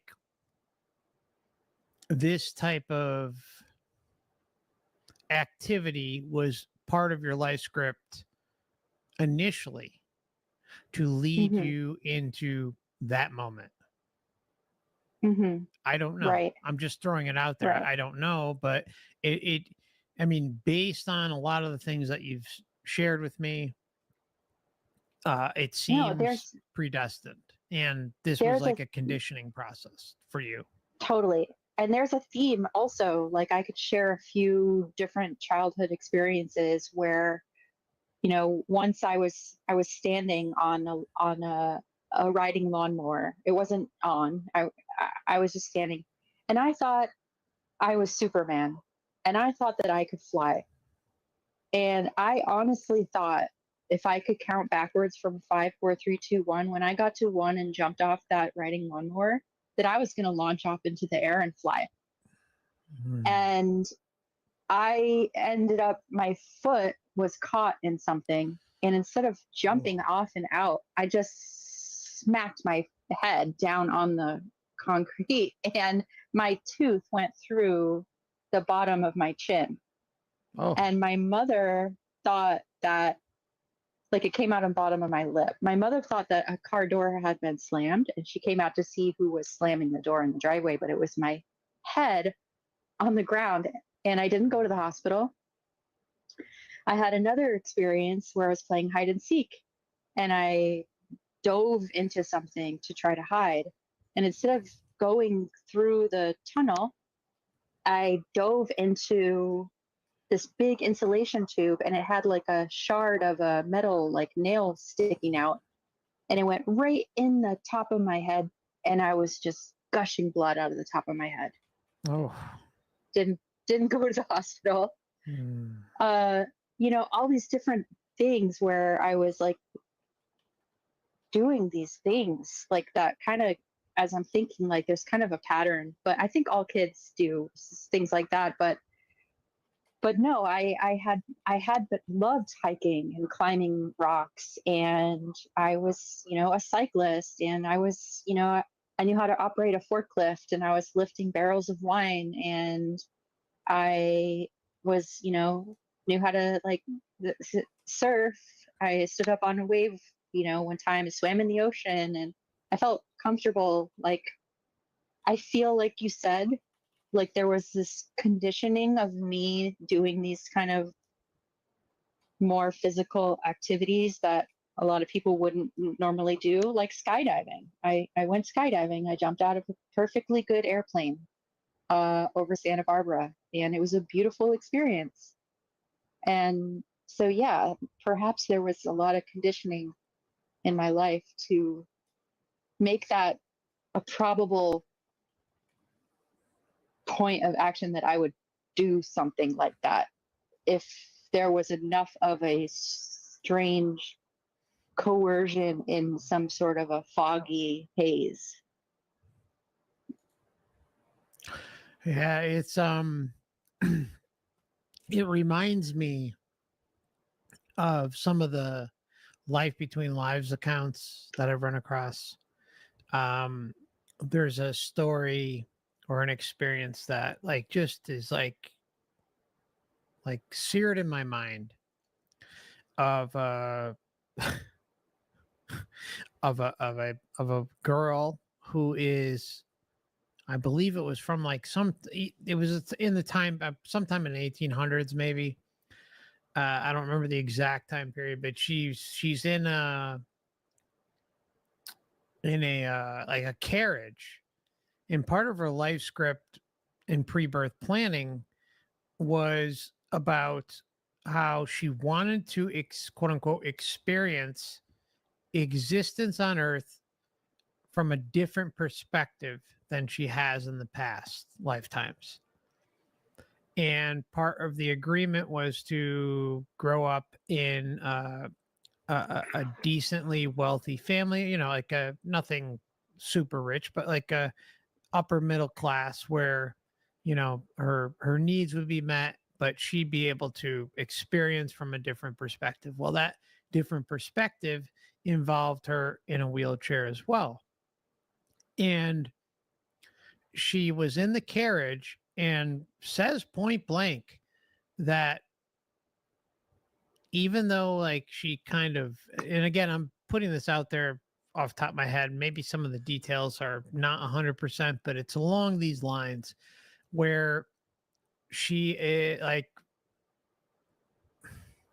when she's going through the regression and recounting this lifetime or this past lifetime, she she talks about how like she knew she was kind of destined to fall out of the carriage and have a very rough landing, which would result in confining her in a wheelchair. And then that would be her perspective of looking at the looking at and experiencing the earth experience through something like a wheelchair or through confinement. And um and she grew up in like a wealthy to do a decent family who took care of her medical needs, and she experienced that. But the one thing she said that stuck out in my mind, and when you first started recounting your experience to me, it was just like, damn, like it just like connected with this story because she said how like deep within her she didn't want to fall out of the carriage, but it almost felt like she was destined to and almost guided and forced to.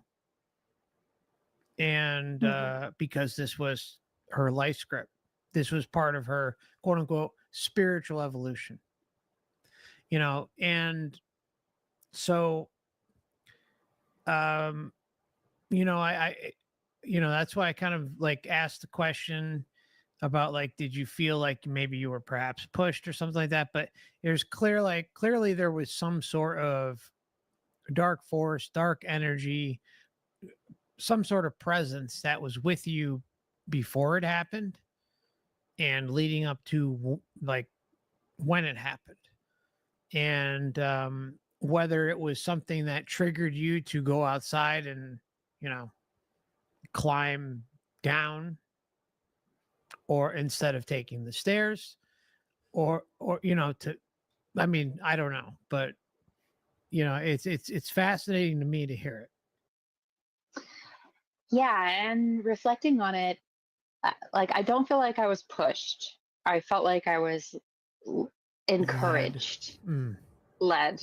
Yeah.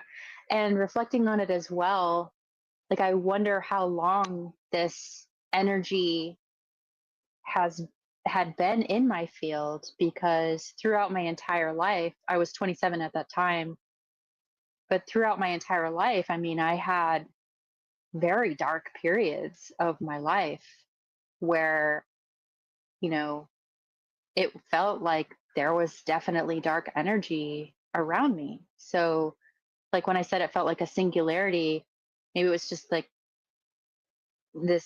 maybe it had always kind of been with me for some reason. And then this final moment of its impact was that fall. So, yeah, so then I'm in the ICU, and I'm in like on the breathing machine, and they're doing the surgery where they're reconstructing my spine. I landed and I broke my back at L1 T12 area of the spine, totally shattered. They had to use cadaver's bones to like supplement some of the pieces of my spine.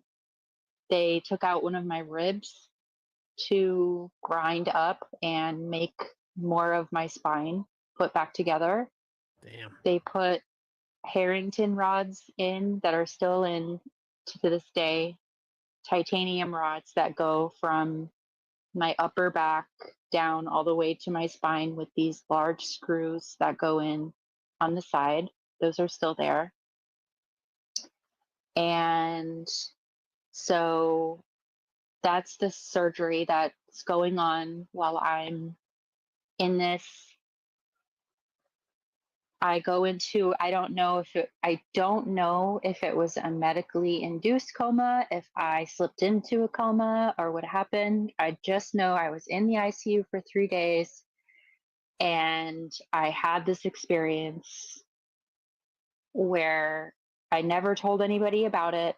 I only, since watching an interview with Alan Pierce, who talks about the coma experiencers, realized that, wow, I, I had an experience and I want to talk about it and I want to learn more about it and what happened. So, what happened was I was in a dark hallway and I go to the end of the hallway and I open a door. And I'm then in a theater and I'm standing in the back of a theater and it's all dark and it's a huge screen in the front of the theater. And I see on the screen this girl, and she's holding on with her hands, her two hands, she's holding on to a branch of a tree. And she's just kind of hanging there. She's alive. She's just holding on to the tree branch. And she drops down from the tree. She lets go of the branch. And then when she drops down on the ground, she lands in like a superhero type of a pose, like one hand down on the ground, one hand up, kneeling down. And when I saw that, I said out loud, like, whoa, something like that.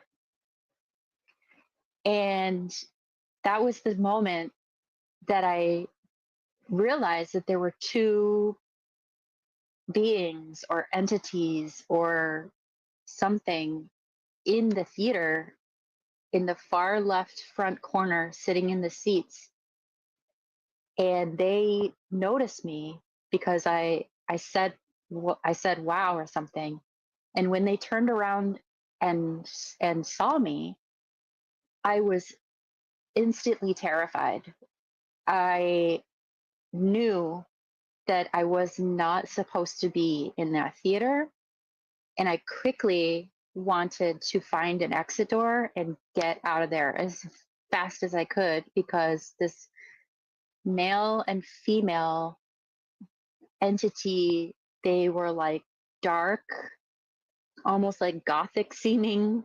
No offense to anyone who likes dressing like goth, but all black and like seem like black makeup, black everything, dark wings. They had these big dark wings.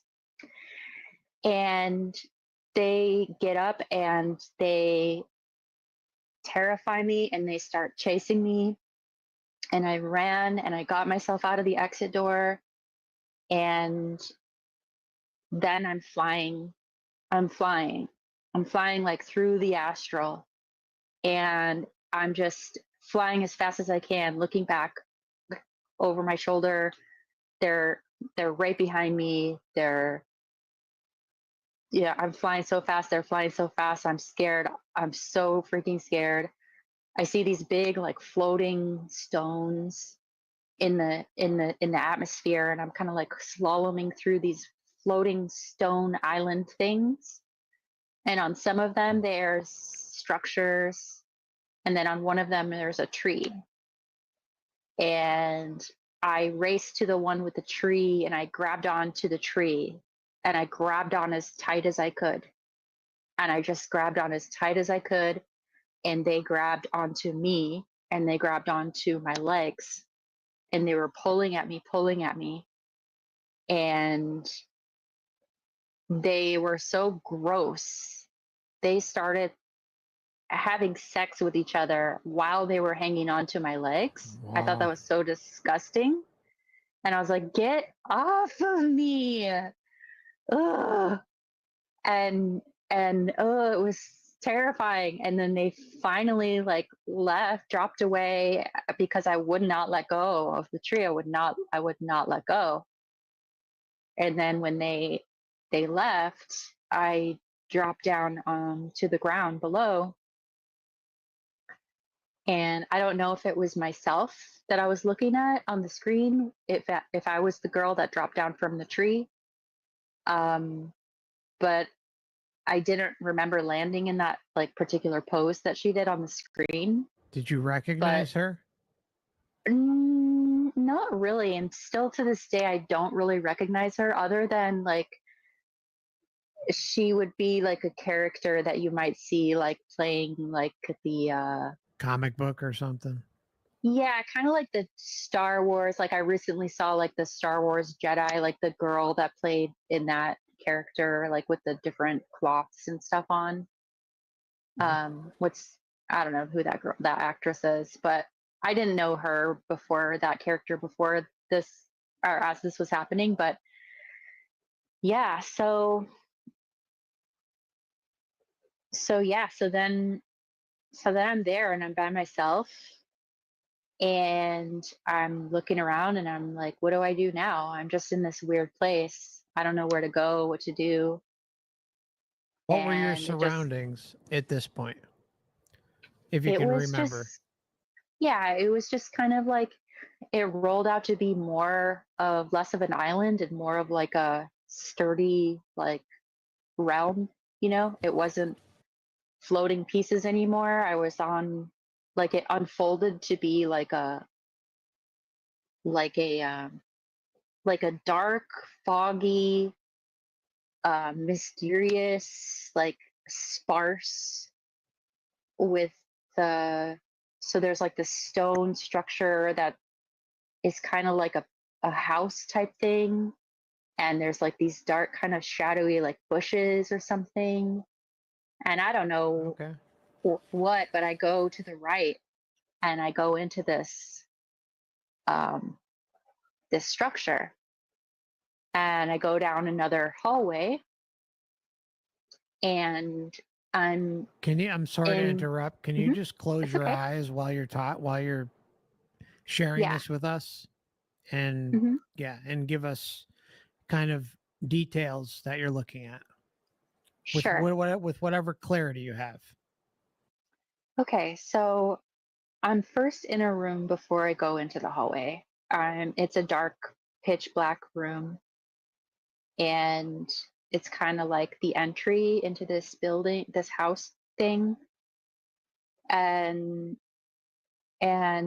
I don't know what's in this room. So I want to go to the right and go into this hallway that has like a little more light into it. And then I, if that I sense there's this room that's well lit, and I could tell that it's a kitchen, and it's light. There's like a lot of like yellow colors, like yellow and white.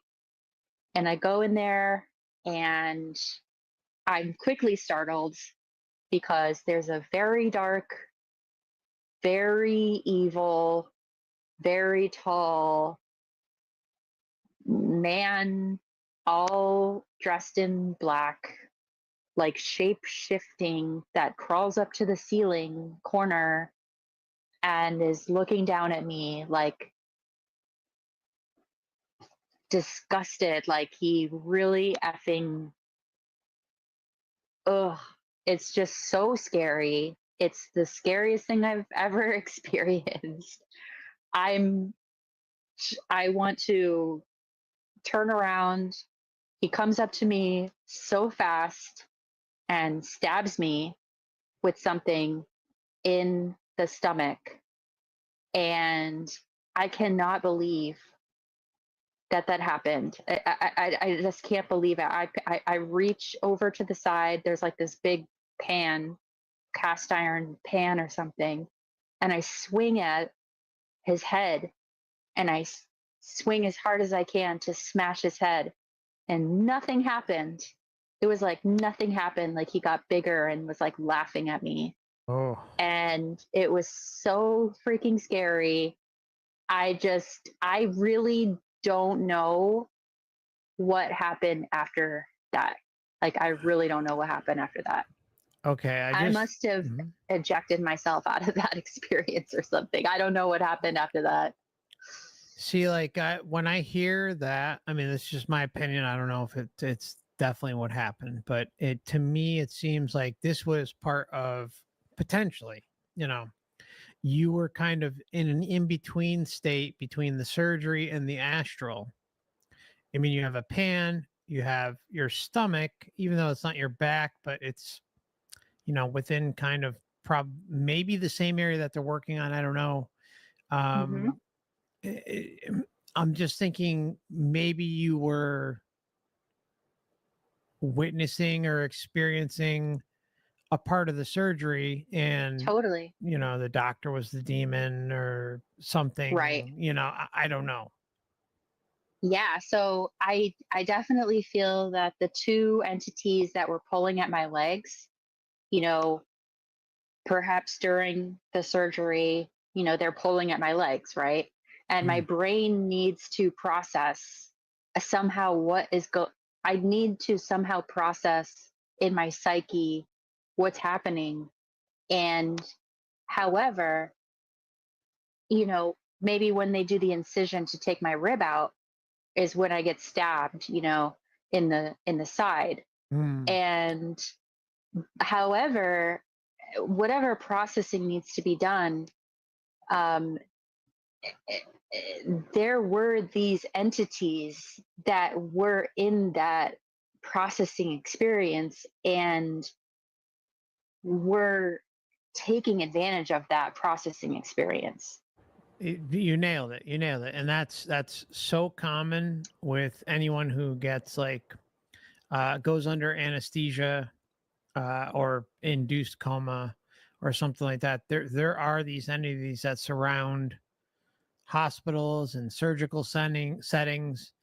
Um, any sort of traumatic events, and it can get ugly. It doesn't mean it's always going to get ugly, but I think you know, uh, again, just kind of based on the process and description, especially like how vivid you recalled the pan and stuff like that, and then the concentration on the stomach and yeah, I mean they're and then of course the abuse factor that occurred shortly before all this, you know, with them kind of certain acts occurring while you're Hmm. under anesthesia or in an induced coma. It kind of points towards like you're kind of going in and out of both worlds, and these things are kind of mixing together. But like you said, the most important part is that there were still some sort of nasty, vile, dark entities involved with uh taking advantage of you basically when you're in this state, when this Hmm. in this vulnerable state. And and I think, just to kind of branch off very lightly, I think everyone needs to understand that, anyone who's kind of in the love and light camp, that everything's love and light, and God's all about love, and everything's about love and spiritual growth and this and that, like this doesn't fall under that category. And there are many experiences like Heather out there who have gone through this trauma, and it is not love and light. And so the question is are you going to be honest with yourself and say, hey, there are things, there are forces, there are bad actors involved, not just on Earth, but also in the astral, the lower Earth astral, the main astral, the matrix astral, whatever you want to call it, right? And and so this, I think, is one of those points where anyone who kind of falls under and just is kind of deciding to ignore things that happen uh, here and on the other side. This is a glaring example, and Heather's being brave enough to share that with everybody. And there are others who have shared very similar experiences. So uh, just want to put that out there. And Heather, feel free to Yeah, continue. exactly. I agree. And a couple of other things I want to emphasize as well is if anyone hears more of these coma experiences, you will understand, as I did, how it's much different than what a nightmare or a hallucination would be. I've had nightmares, I've had hallucinations for different reasons. This was in the astral. It seemed to be like a lower astral. I feel that a part of me probably wanted to go to this theater to leave. Maybe that's where I will watch my life review ultimately, if that does happen. I don't think I'll choose to go open that door again if I'm in that hallway again. But I now know, since I have done astral traveling practices, that where I was in the astral realm, and it's a liminal space between this earth realm and whatever is beyond it. And there are entities, beings, whatever you want to call them, that are there waiting for vulnerable spirits to be projected involuntarily through trauma, or even to do traveling if you're not experienced, to confuse you, trick you, take advantage of you, especially if I'm in this state and I'm scared, I'm vulnerable, my hands are tied, I'm left to the, you know, whatever the doctors are going to do or whatever, and my soul or my spirit or whatever is kind of in this traumatic vibration. And so that's like a moth to a flame for any type of beings that are in there. I've heard since other accounts of these coma experiences where some people like are in a loop where if they're in a longer coma, this type of thing will happen over and over and over and over again. I'm Yeah. so glad I only experienced it once. I couldn't imagine if I had to keep experiencing that over and over and over again. But it wasn't a nightmare. It wasn't a hallucination. I was in the astral realm and I was being taken advantage of. And I know, since I've had other astral experiences after, that I'm almost familiar. Like, okay, so that was kind of a lower type realm. And then I've experienced other. So I just wanted to make that point clear. It wasn't a dream. It wasn't a nightmare. It wasn't a hallucination. I encourage anybody to look up Alan Pierce or listen to other accounts. Like on Dan's has another account that's very similar to mine, where this woman said that she was in a coma and she was in the presence of an archon, and that he had these two like minions or something that he sent out first, and then she encountered him. And it was when I listened to that, it was like gave me chills, because it was exactly how I felt that these beings were that I encountered. Yeah, I think, yeah, it's good. That's good that you put that out there. I think it's important. And appreciate you being able to kind of, put this publicly to everybody. I mean, it's a really brave thing considering everything you've gone through. And the coma loops are just off the charts. I've covered some of them, and some of you may have. Sorry, I'm losing my voice a little bit, but Oh, that's okay. 1 minute. Take your time.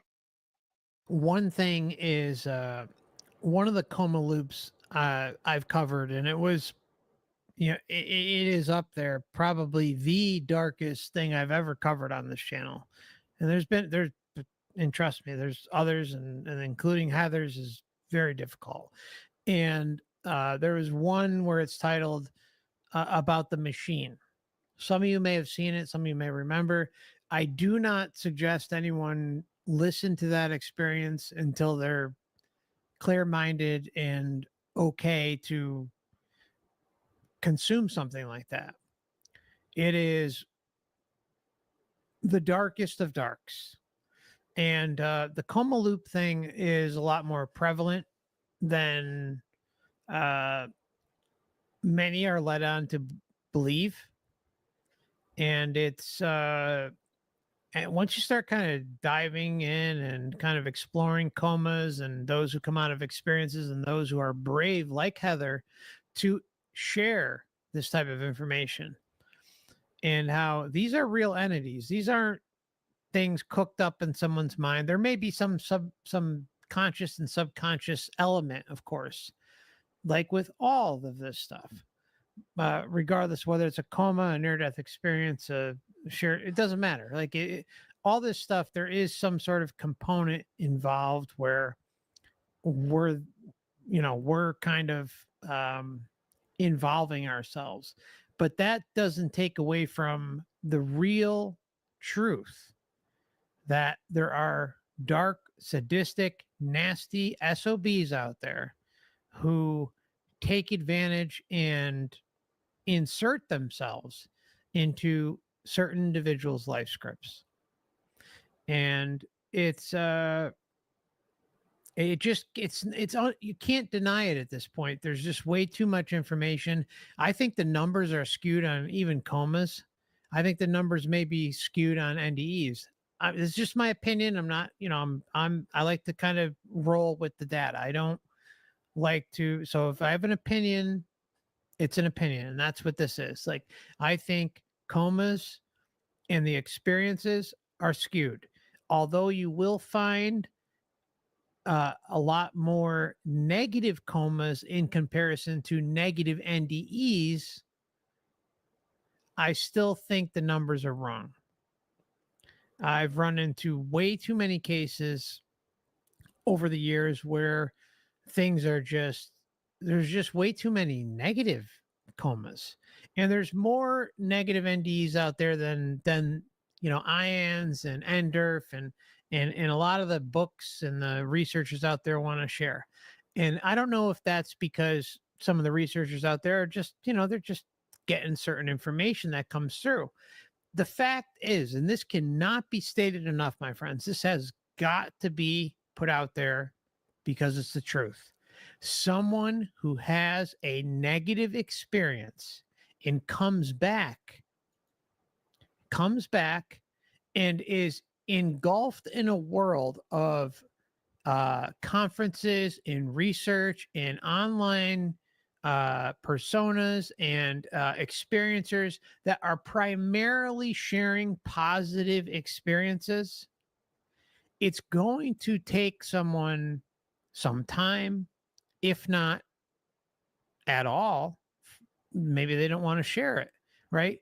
These are very, very life-changing experiences, and they make someone question deep, deep within themselves.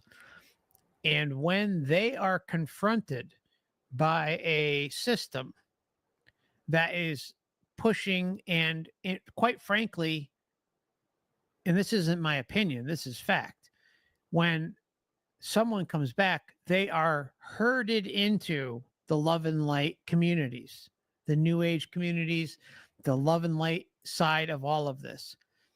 And I feel that the negative experiences are heavily, heavily suppressed, not just by researchers, possibly, but also by the very nature of the experiencer themselves. The experiencer comes back and sees the love and light narrative, and starts questioning, hey, what happened to me? What did I just experience? And so they feel gun shy to experience, to share what they experienced, even if it's negative. So I think there's a natural suppression going on there. And that's not necessarily on purpose, but it's because of the nature of the research, the nature of the online communities, the nature of the new age, the nature of the love and light, and all that stuff. So I do not blame experiencers. I just feel that we're lacking a true percentage, a true accurate number, just by the just because of what they have experienced and because they are walking into something something that is the polar opposite of what they've experienced. I can't say for certain, but I feel that there's more than enough there to make an assumption. So again, it's not based on data, but you know, and anytime I have opinions, this is it. It's just an opinion, but um really, I feel that's where we're at, and there should be a lot more out there that support the negative side of things so that we can get a little bit a better accurate read. Yeah, there are groups, there are communities, there are, support groups and meetings and stuff like that for some of these individuals who have those experiences, but I think it really really sets the tone when someone comes back and they are basically like forced into the new age love and light side of all of this, and they have had a hell like experience. So that's my opinion. Yeah, well said. I think a lot of people can be embarrassed as well. Like, oh, why Sure, didn't I have absolutely. a beautiful experience? I mean, however, the next day after I'm out of the ICU, I'm in recovery room. A woman comes in to do Reiki on me, which I never knew about at the time. This was 17 years ago. And she's like, "Can I do some energy healing on you?" Like a friend sent her in there for me. Um, and so she's putting her hands over different parts of my body. And when she puts her hands over my heart, I have this,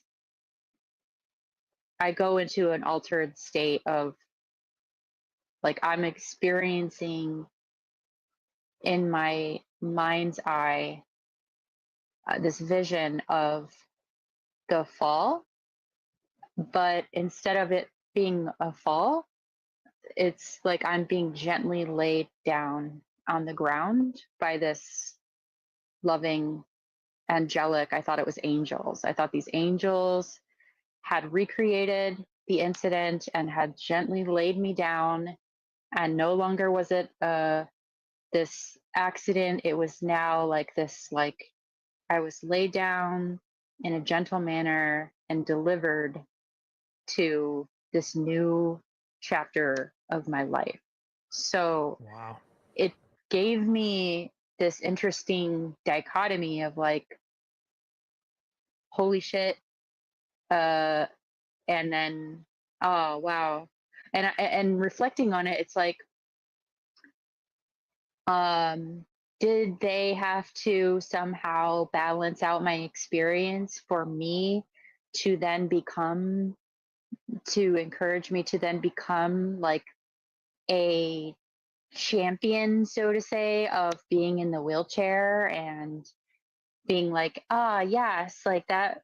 Look at, I have this beautiful laying down and I'm okay. Now I'm paralyzed. And, everybody was coming around me, all my friends and everybody, like, how are you not freaking out? How are you not sad? It was like I was fine. Like I was like, okay, I'm just going to go forward now. I've got my hands. There was a moment when I was in the rehab after I had to learn how to use a wheelchair, uh, the hospital's rehab to help me figure out how to work with my new paralyzed body. It was humiliating. For weeks, I had to have people help me go to the bathroom because I couldn't control my own functions. I had a full body, like, or a whole chest, like, brace cast thing that I had to wear. And I couldn't even sit up for like a week, 2 weeks after, sit up and then learn how to sit up and learn how to get on a wheelchair and start using it and learn how to go to the bathroom and do what I have to do that. It was humiliating, but like the nurses and the people there, they were really excellent in Santa Barbara Cottage Rehab. It was a really beautiful experience. They had a pool there that they helped me get into the water therapy to do water therapy. What was the Um, name again? Let's give him a shout out. Sa- Santa Barbara Cottage Rehab. I don't know if they have a new name now, but that's Well, it's what always that good to was. hear that others were treated with respect and dignity.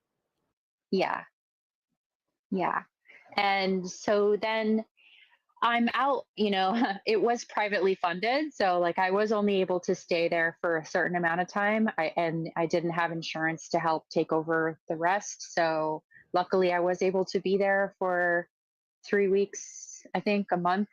But then I was out on my own, paralyzed, no family, no partner, trying to find an apartment. What am I going to do? What the hell am I going to do? I couldn't even get into my apartment. It was up on the up, had to everybody move out my stuff for me, put it in storage. So the person that I was with beforehand, the year before or a couple of years before when I did that bike tour with my boyfriend at the time, he said, "Oh, you can probably stay with my mother. She lives she lives in Santa Barbara. She's renting this apartment building or apartment on the beach. So maybe you can live in her condo with her." And so she said, "Yeah, sure. I'll host Heather. She can have my room and I will stay in the living room and sleep." She set up like a mattress for herself, like on the floor in the living room. I just felt like it was incredible, like that she was doing that for me. I didn't really know her very well, other than that was my ex-boyfriend's mom. So I'm there. I'm trying to get Heather, I off of. mean, like this Yeah. is like such a turning point, and I really want the chat and everybody listening to pay attention. It Mm. like this is when the life script comes glaring out, and I'm sorry for interrupting. I am. It's just No, it's fine. it's so profound what you're about to hear. So again, just what Heather said. Okay, so meanwhile, okay, so just to set things up, Heather is living on the West Coast, right? Hmm. Okay, in California. Okay, her grandfather, which is going to be introduced into the story or the life script, is living on the East Coast. Okay, and Heather's ex-boyfriend's mother is extending her hand out to Heather and going sleeping in the living room or on a cot or something like that, and then Heather is taking the ex-boyfriend's mother's bedroom so Heather can heal. Okay, and Heather, you know, continue. I mean, I just Yeah. have to set Right. that up because this is so huge. Yeah. Yeah. And there's another part of the story that I didn't share with you before that I'm going to weave into it too because I think it's important for some reasons. Sure. Yeah. So when I was in the wine industry, working in fine dining, um, I had done that for about 7 years, from age 19, 20 to 27 before I had the accident. And during that time, I I met a friend. His name is Mason, and his name is Amazing. Mason Grace, actually, Mason Grace. Um, Quite the name. he became yeah, he became one of my best friends. We even dated on and off. We had a very interesting, intense connection. So anyway, when I moved into stay with Mary, um, I'm in her bedroom. I'm getting off of all these gnarly pain medications that they put you on Like they had fentanyl patches on me. They had like Dilaudid. They were giving me all this pain medication so I wouldn't feel the pain from the recovering. But I could tell like I needed to get off of this stuff because this is really gnarly, these drugs. And I don't want to be addicted to these drugs. So I stopped I just wouldn't continue using the fentanyl patches because it was just too intense. But then I would have these like insane gross withdrawal symptoms from it and have to go back to the emergency room, and they'd have to like give me more pain medication to help me, so I wasn't like withdrawing from the pain medication. So that's really rough when people have a Mm. traumatic injury and then they get put on these pain medications and then they have to get off of them when they're trying to heal. And so that's pretty hard. So I'm doing that. My best friend Mason, who was living in San Diego taking care of his mother who was sick with cancer, he says, "Hey, I'm going to leave San Diego and I'm going to come to Santa Barbara, and I'm taking the train and I'm coming to Santa Barbara and I'm going to be there for you, babe." He would always call me babe. "I'm going to be there for you, babe. You're my babe. I'm going to come and take care of you." Like he said to me, uh, "A setback is only a setup for a comeback," or something like that. He said this funny Mm. saying. And so he comes up from San Diego to Santa Barbara to be in my life, to help be supportive with me. And he's like, "Let's get an apartment together. You don't have to stay here. We can have an apartment together." And I was like, "No, no, I'm not ready to do that. I don't know what I want to do. I don't know where I want to go yet. I'm just going to stay here." And, he would come around and, help me, like take me to the beach, walk me to the beach, push my wheelchair, help take me to lunch, stuff like that. So then my grandpa, who I love so much, my whole life, he taught me how to build stuff. He gave me a hammer and nails when I was just little, taught me how to hammer and nail, practice with all these pieces of wood. I watched him build the family house that we had. um, he was my soulmate. We had such a beautiful connection. So he comes out to see me from outside of Buffalo to Santa Barbara. And we're sitting on the couch in Mary's place, and she's sitting in the armchair, and him and I are sitting on the couch. And I'm realizing that they have this weird chemistry starting to develop between the two of them. And I'm like, my grandfather's last wife, who had passed away like the year before, so he was single, quote unquote. And we go out to dinner, and then she's making some, like, she's being flirtatious with him, and he's like picking up on her vibe. It's so strange to me. I'm like, what the heck is going on? And so he goes back to New York, and I'm telling Mary, like, "Oh yeah, my grandfather's amazing. If you want to be with my grandpa, you should go be with him because he's the most incredible man you'll ever meet, and you would be so lucky." And uh, so she's like, they're exchanging emails, and he invites her to come live with him in New York.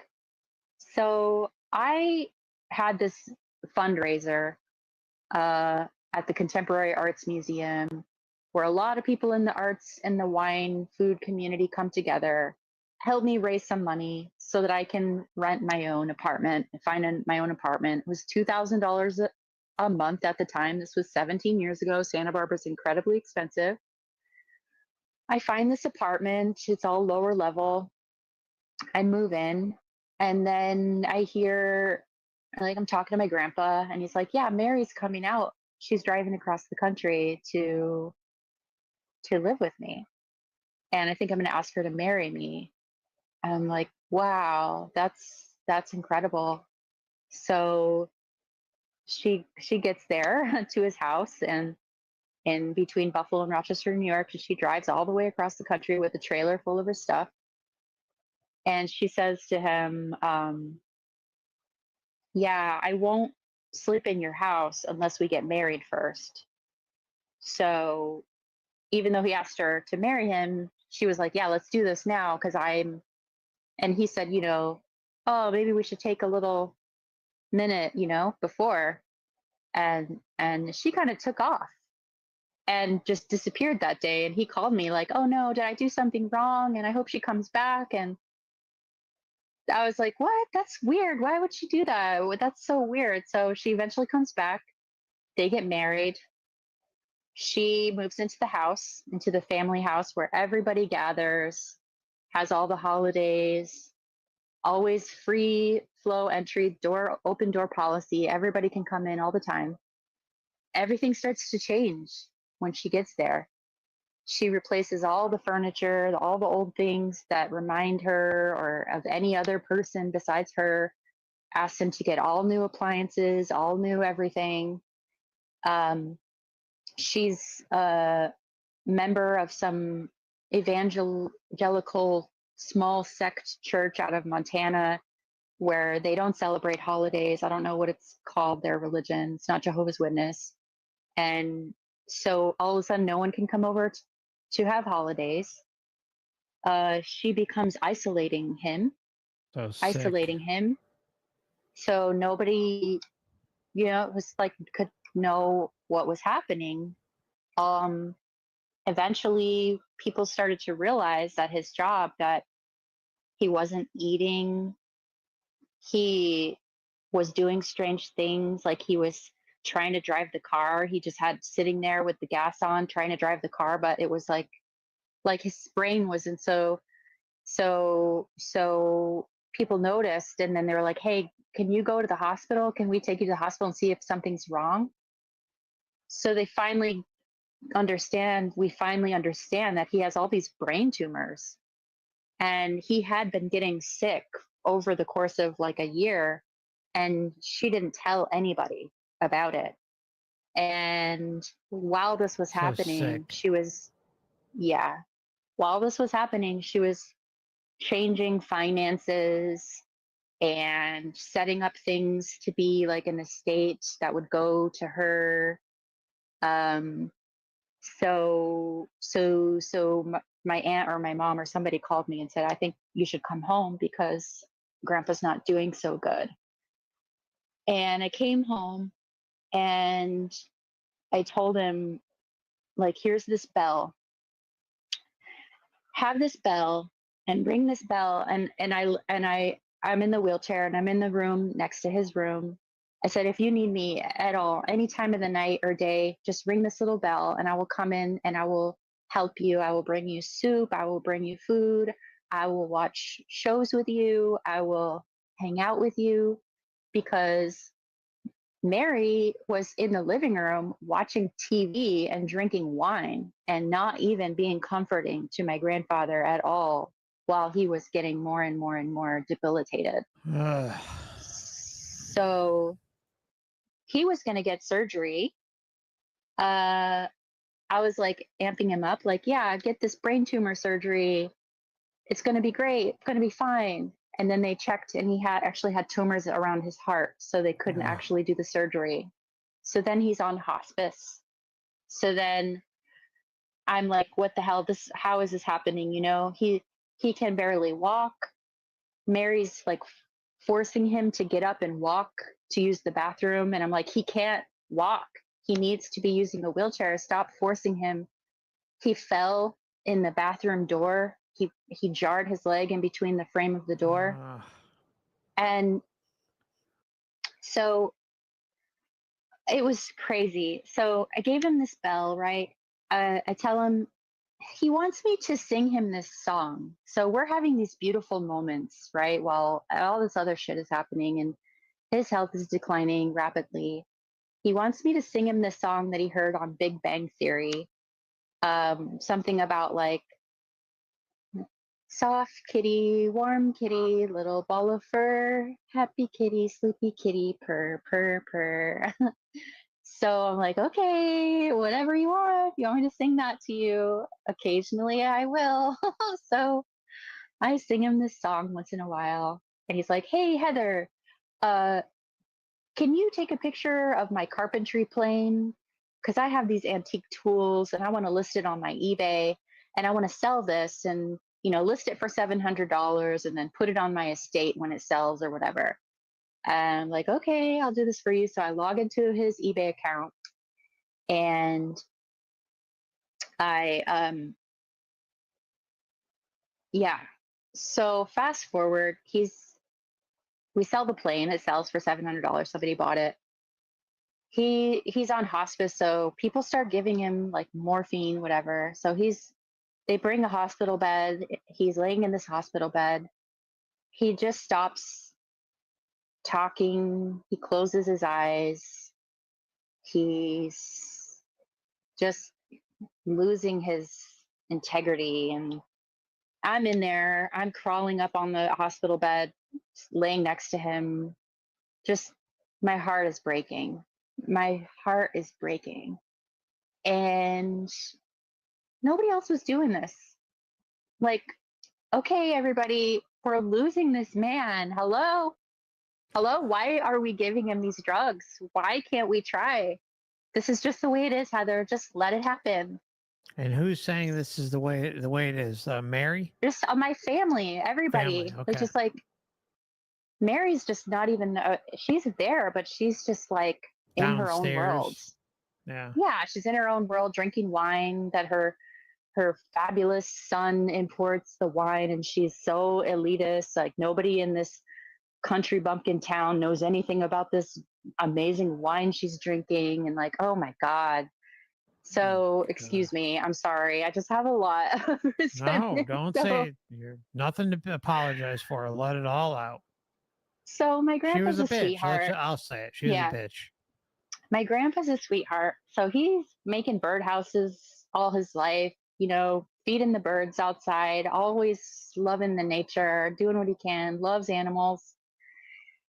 And so, well, he's in the hospital bed 3 days in his office, not making a sound, nothing. One day, like my mom's on one side, my aunt's on the other side of him. They're both on their cell phones. The cell phones are dinging, the notifications are on. I'm at the foot of the bed. I'm just thinking, this is crazy. This is crazy. I didn't tell you guys that the day before, Mary goes up to my grandfather while he's still kind of lucid and he's still able to look at you and communicate right before the 3 days. She says, because you're not religious, you're probably going to hell. And Wonderful. that scared my grandfather because here he is at the end of his life. Someone just tells him that he trusts and he thinks knows everything, that he's going to go to hell. So that he told me that. I was so livid. So then it was my mission those 3 days while I'm like laying with him, talking to him, whispering to him, even though he wasn't opening his eyes or talking, saying, Grandpa, I love you. You've done everything you could for the family. Your body is failing. This isn't actually you. You can go and be free. You're free to go. We're going to be okay. I love you. I am so grateful that we had to have this, that got to have this life together. And it's time to let go of your body. So my mom's on one side, my aunt's on the other. They're on their cell phones. It's annoying the shit out of me. I'm at the foot of the bed in my wheelchair. It's the middle of the day. I start involuntarily swaying. Like there's something making me sway back and forth. And I'm going into this like deep meditative state, and the energy in me is like making me sway back and forth. And I just close my eyes and I go into my telepathic mind, and I'm communing and I'm like, Grandpa, let's go. We can go now. Let's go outside and be with the birds, and let's go. It can be time if you want to go. I'm here with you. And right after I said all of that in my mind, it's like he let out this warrior's cry, like, ah, like super loud. And then he was just gone. And all the energy from his entire body went whoosh right through my body, whoosh right out through the window. And my hands are buzzing right now. My whole body starts buzzing. Like I'm all the molecules and particles. I could feel all of the energy, all his energy and particles everywhere. I'm like, I go outside, I roll out to the grass under this tree. I get out of my wheelchair, I lay down on the ground, I'm laying looking up through the leaves in the sun, and I'm just feeling like all the bits of energy of him and everything and myself, and there was no clear definition of what was what, and it was just insane. And then my mom comes in, she's like, you need to come back inside and be with the family. I'm like, oh, great. Okay. So I go back, everybody's crying, freaking out. I'm just like, okay, I'm going to stay here for 2 weeks. I'm going to I'm going to I'm going to take these things that are sentimental to me that were my grandfather's. I'm not going to ask Mary's permission if I can, have this or whatever, this or that. And um so what ends up happening is like all these things like, no, you have to leave it all for this estate thing, we have to do it properly. So what ends up happening is she takes the whole house, sells the house, takes all the money, our family's house. I could have had that house. It could have been my wheelchair accessible house. I don't have a house. Now Oh, I live by myself, renting a stupid room behind a garage in California, like struggling, like I could have, that could have been my house. I watched him build it. She took it, she took all the money, she took all the things, sold everything, she took everything, took all the money she wanted, and then donated the rest to some church, some church. of course. While I was there, I'm like, okay, I'm on the eBay account. I decide, hey, let me just look around. I notice some company in China has taken all my cats and clothes artwork, stolen it, and made pillow covers with all my cats on them. And they've been selling them for like 5 years. I don't even know how I came across this. How would I find this? Matrix So, synchronicity. yeah. So I'm like, okay, I'm going to buy these. I'm going to buy my stolen artwork. So when I get back to California, I'm going to open up this box with 20 pillows that have my 20 cats. And that's all they had in the store was my cats on pillows. So I get back to California. I get the delivery. I open the box. I'm looking at the pillow covers one by one. There's 19, all my cats. The 20th one, I open it up and it says, soft kitty, happy kitty, purr, purr, purr. And Can you I'm guys like, believe that? chills, freaking chills. How the heck did that happen? By far one of the most insane synchronicities I've ever heard in my life. I've experienced some wild ones, but like just and like you have this connection to cats, right? Like it's embedded into your artwork. Your grandfather probably, I would assume, saw what you did. And Yeah. then and then there's like this vast time period that goes over. He's singing the song to you, wants the song sung to him upon his deathbed or leading up to his deathbed. And then there's another period of separation where you just so happen to run across some Chinese seller who is forging your artwork, and 19 of the 20 pillows are your art, and the 20th is the quote that grandpa was singing leading up to his death. Now, how insane is that, everybody? Insane. I mean, like, just defies And logic. Yeah, from New York to China to California. vagina. Yeah. Well, I I I have this pillow cover insane. still. I looked at the site. They still didn't have it up. They did not have it up. It was just my art. They never sold this pillow cover. It was a glitch in the matrix. It was what is that? What is that when that It happens? was it meant for you. Yeah, It was clearly meant it for was you. my grandpa. It was him communicating. It was your life scripts intertwining.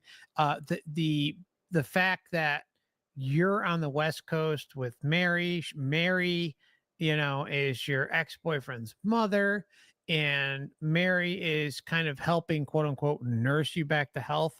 And somehow there's a connection where Grandpa comes and visits you, from the East Coast in New York all the way to the West Coast in California.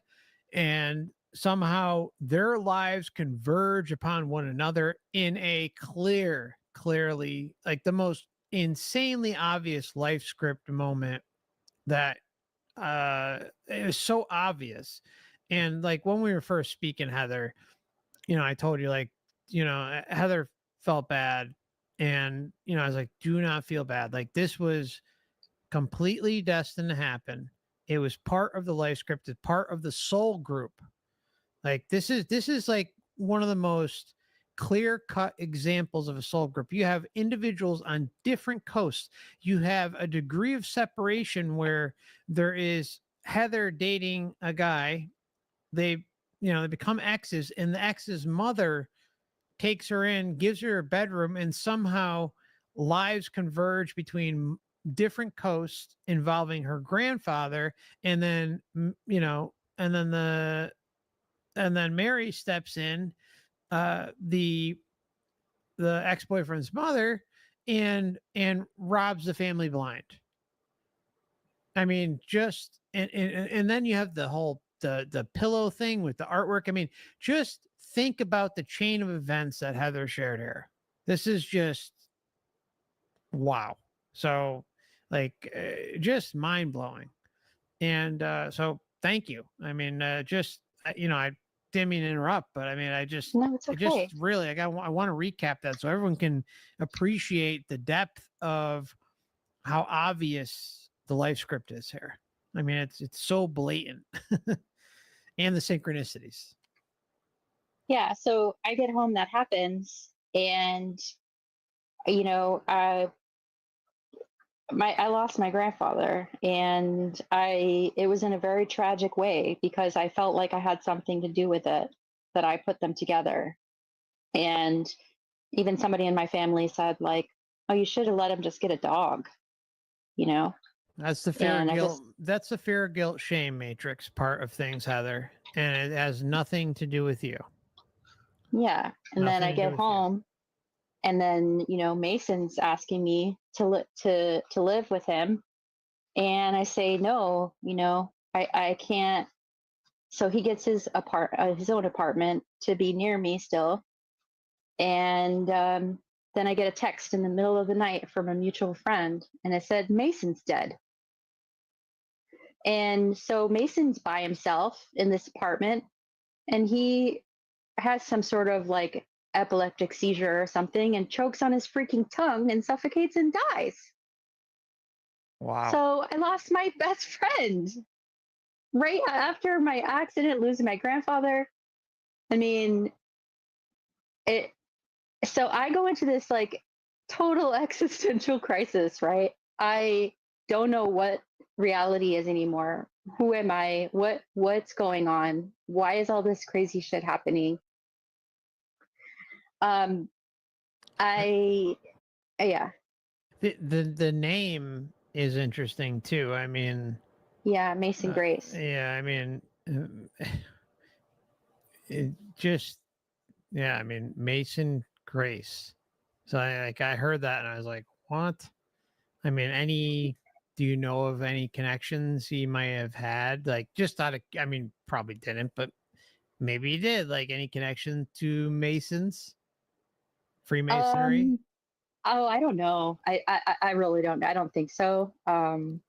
He was incredibly intelligent. He was a genius for sure. But At that time, I didn't know anything about that esoteric type stuff, and we never had talked about that either. Okay. And just to be clear, like, it wasn't exactly the same time. Like, I got into the story with my grandfather, but like there was a gap in time of Mason's death, but it all was around the same time.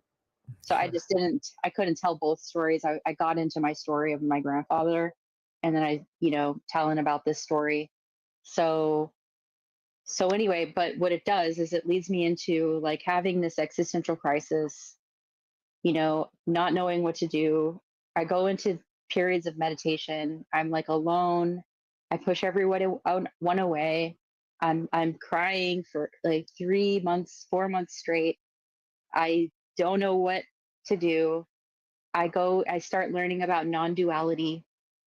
I watch these sat songs that are like 4 or 5 hours long, and all these pointings to like, you know, the non-dual teaching, stuff like that. And one day I just have this epiphany about God. Like, God is omnipresent, God is omniscient, God is. So it's just like I had this experiential awareness after I had gone through so much grief and sadness for 3 months. And then I have this breakthrough where I have this like spiritual awakening, and I felt like this beacon all of a sudden, this beacon. So I start making YouTube videos. I had initially made YouTube videos after when I first was injured, but I stopped because I realized that there are a group of people called devotees that fetishize women in wheelchairs, and they stalk them and ask them to Oh, send them pictures and make videos for them. what And the so I was fuck? getting barraged by these people. So I stopped putting myself out there until I had the spiritual awakening. And then I felt like I need to shine and tell people that whatever they're going through, there's still this like inner resilience that you can have, whether it be to your higher self, whether it be to a higher aspect of yourself, whether it be to something that you can hold on to as a string of hope while you're going through all this suffering and struggling that we're experiencing here.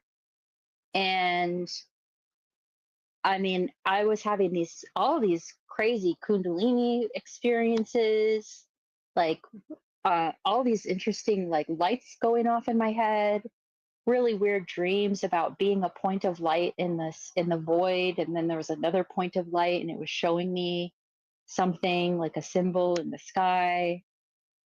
And then one day I was having nerve pain. I have so much nerve pain from having a spinal cord injury. It's excruciatingly painful, this nerve pain I was experiencing. And then I'm out on the back porch, and I'm holding myself, like I'm just holding my waist, like, oh my God, this is so painful. I can't even believe how painful this is.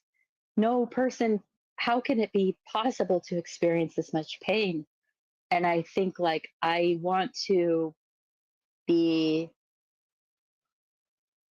I want to be out of my body. And all of a sudden in my backyard, this man appears from behind a tree and walks toward me, and he says, "Welcome." And it's just this random guy that's wearing this robe. And I'm like, who the hell is that guy? And then I tried to like stay there and make it happen again, but I lost it. And so that was a really weird experience. And what's up with these people with robes? And so like when you pointed out in one of those paintings that I had done with the tree and the Yeah. spine and that being up in the corner, like I thought initially it was like some kind of angel blowing a trumpet, but it clearly has like a robe, a hood over its head. It Now I does. see It that. does. Yeah.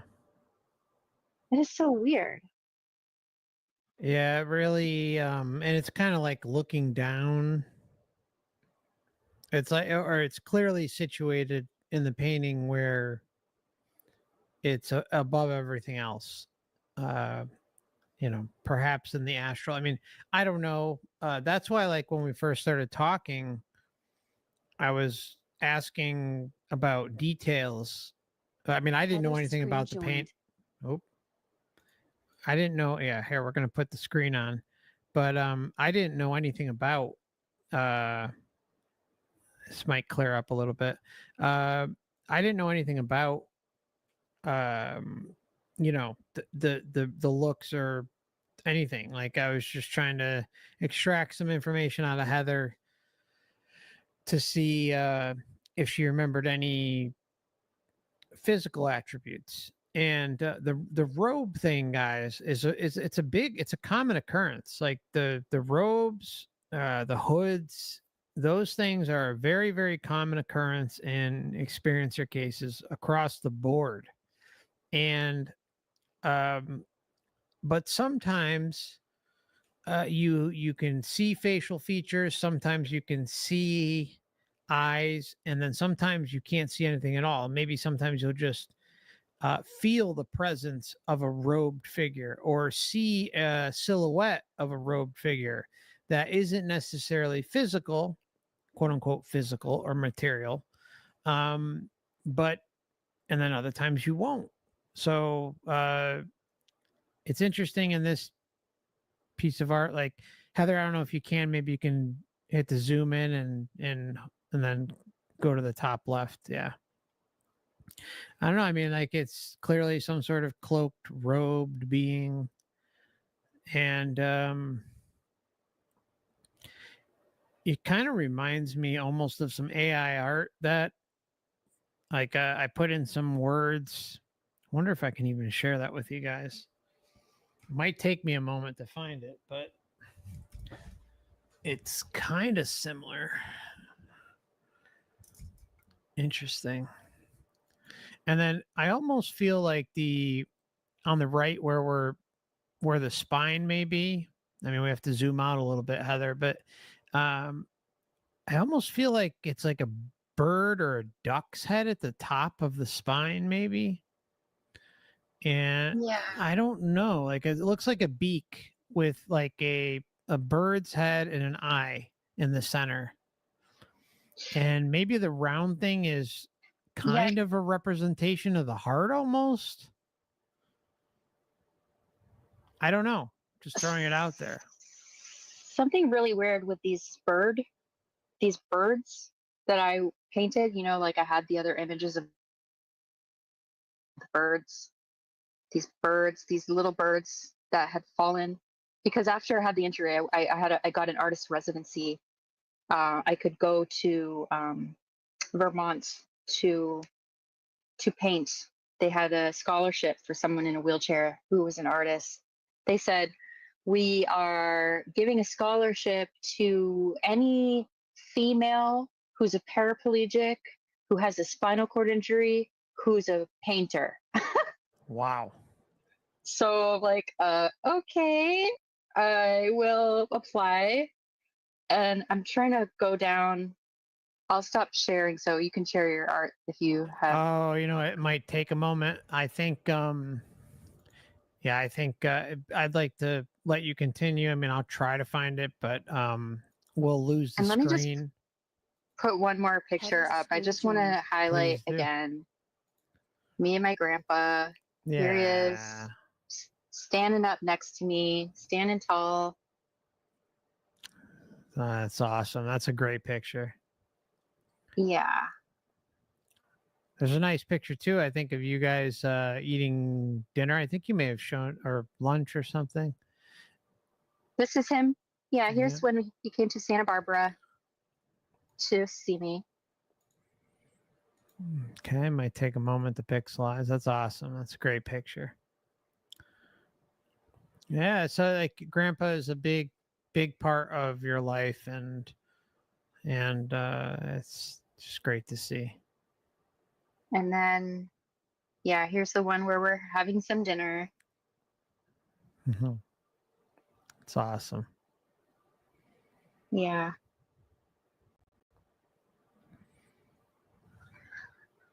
So, yeah, there's definitely like this tree bird theme And I was trying to find some more imagery of, anyway, during the artist residency, I had this precariously balanced stick. It was a part of the installation that I was doing. And um, here's another painting series I did, which is interesting, called Invisible Cities, I titled it. And it's weird because when I go into the astral, I go fly through these cities. And look at this, Mark. Doesn't this look like kind of like a big blue cube? Holy crap. I didn't Yeah, even realize. really. Yeah, you got blue cubes, a number of them. And I don't even think we talked about the blue cube thing, but you've got a number of them. You've got, I've got at least half a dozen, probably a dozen, or way more. Wow. I didn't even realize that until just now. So I'll just tell everybody, this was so a year ago, I was wondering, like, why am I getting so much weaker? Why does it feel, I'm going to stop sharing my screen now.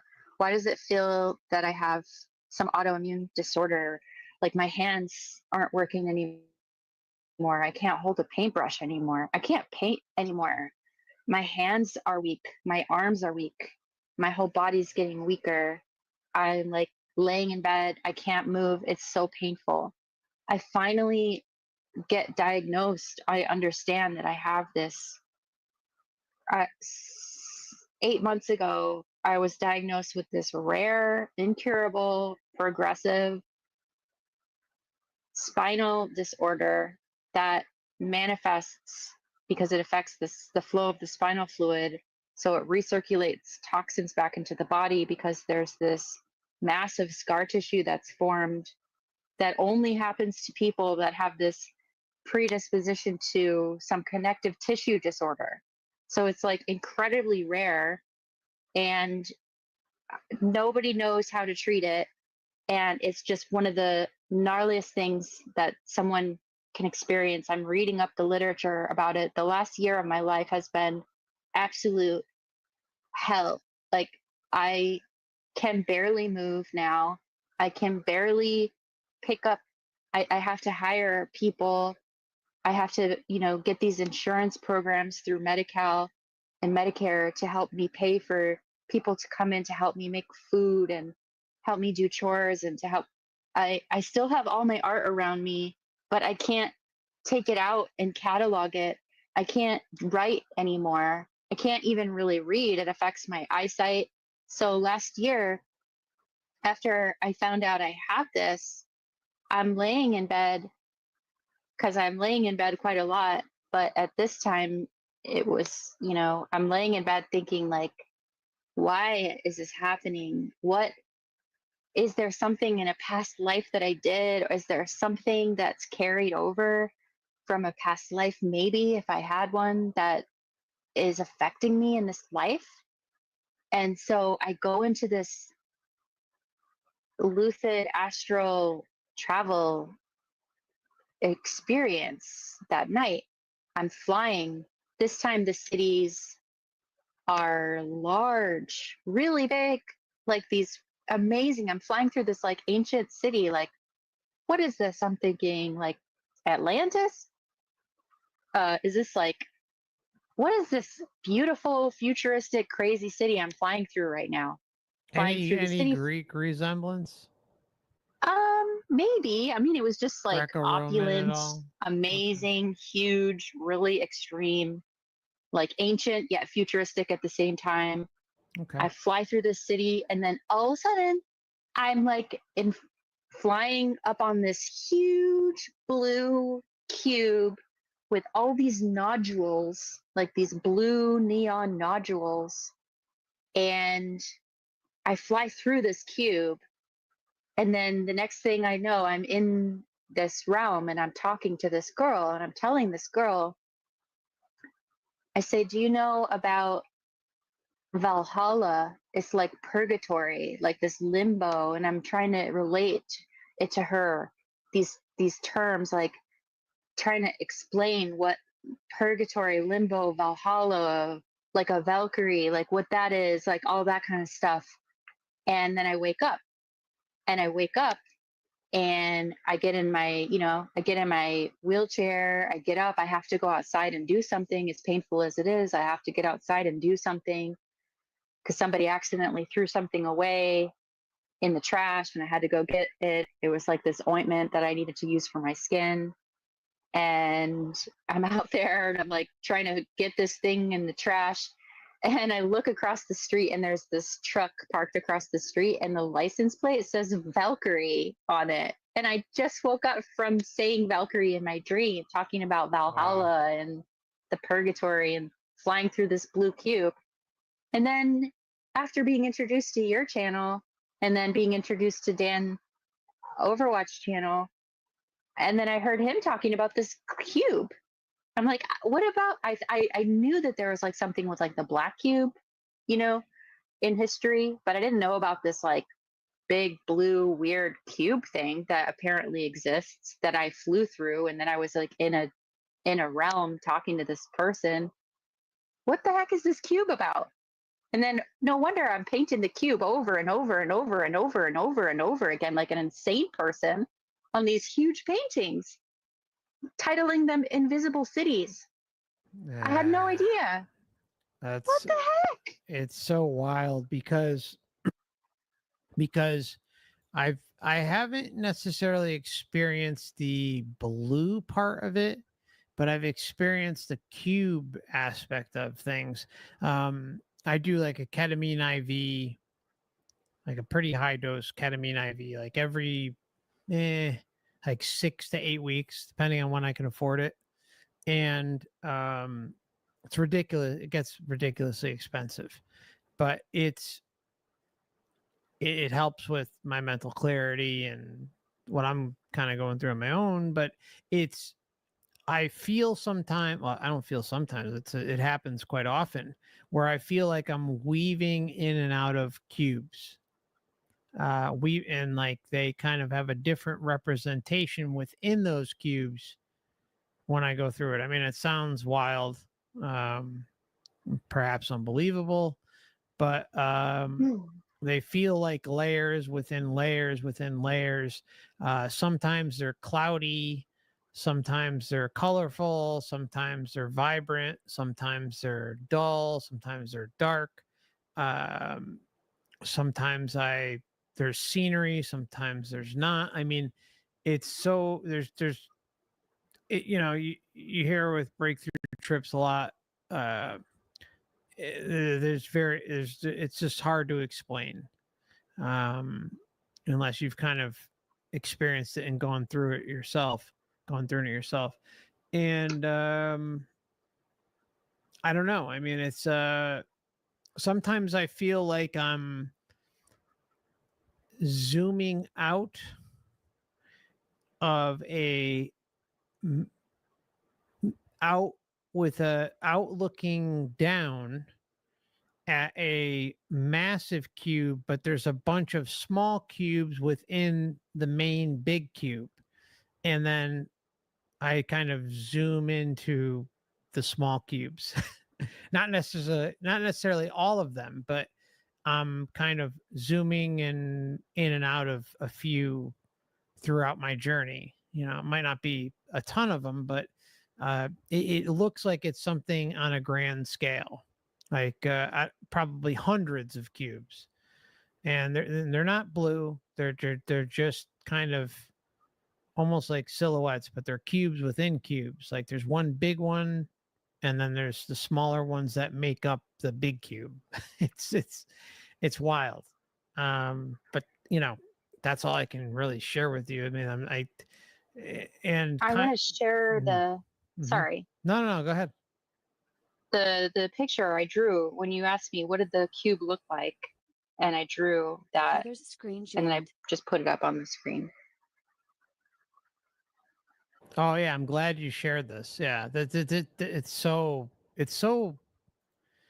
yeah. When I saw this, it was kind of telling. It's very similar. Like it's on like such a massive scale, and yeah, I mean it's pretty damn close. but like I'm like looking down, kind of like your body's kind of zooming into one of them. It's I don't know. I mean, there's like really no way to explain these things because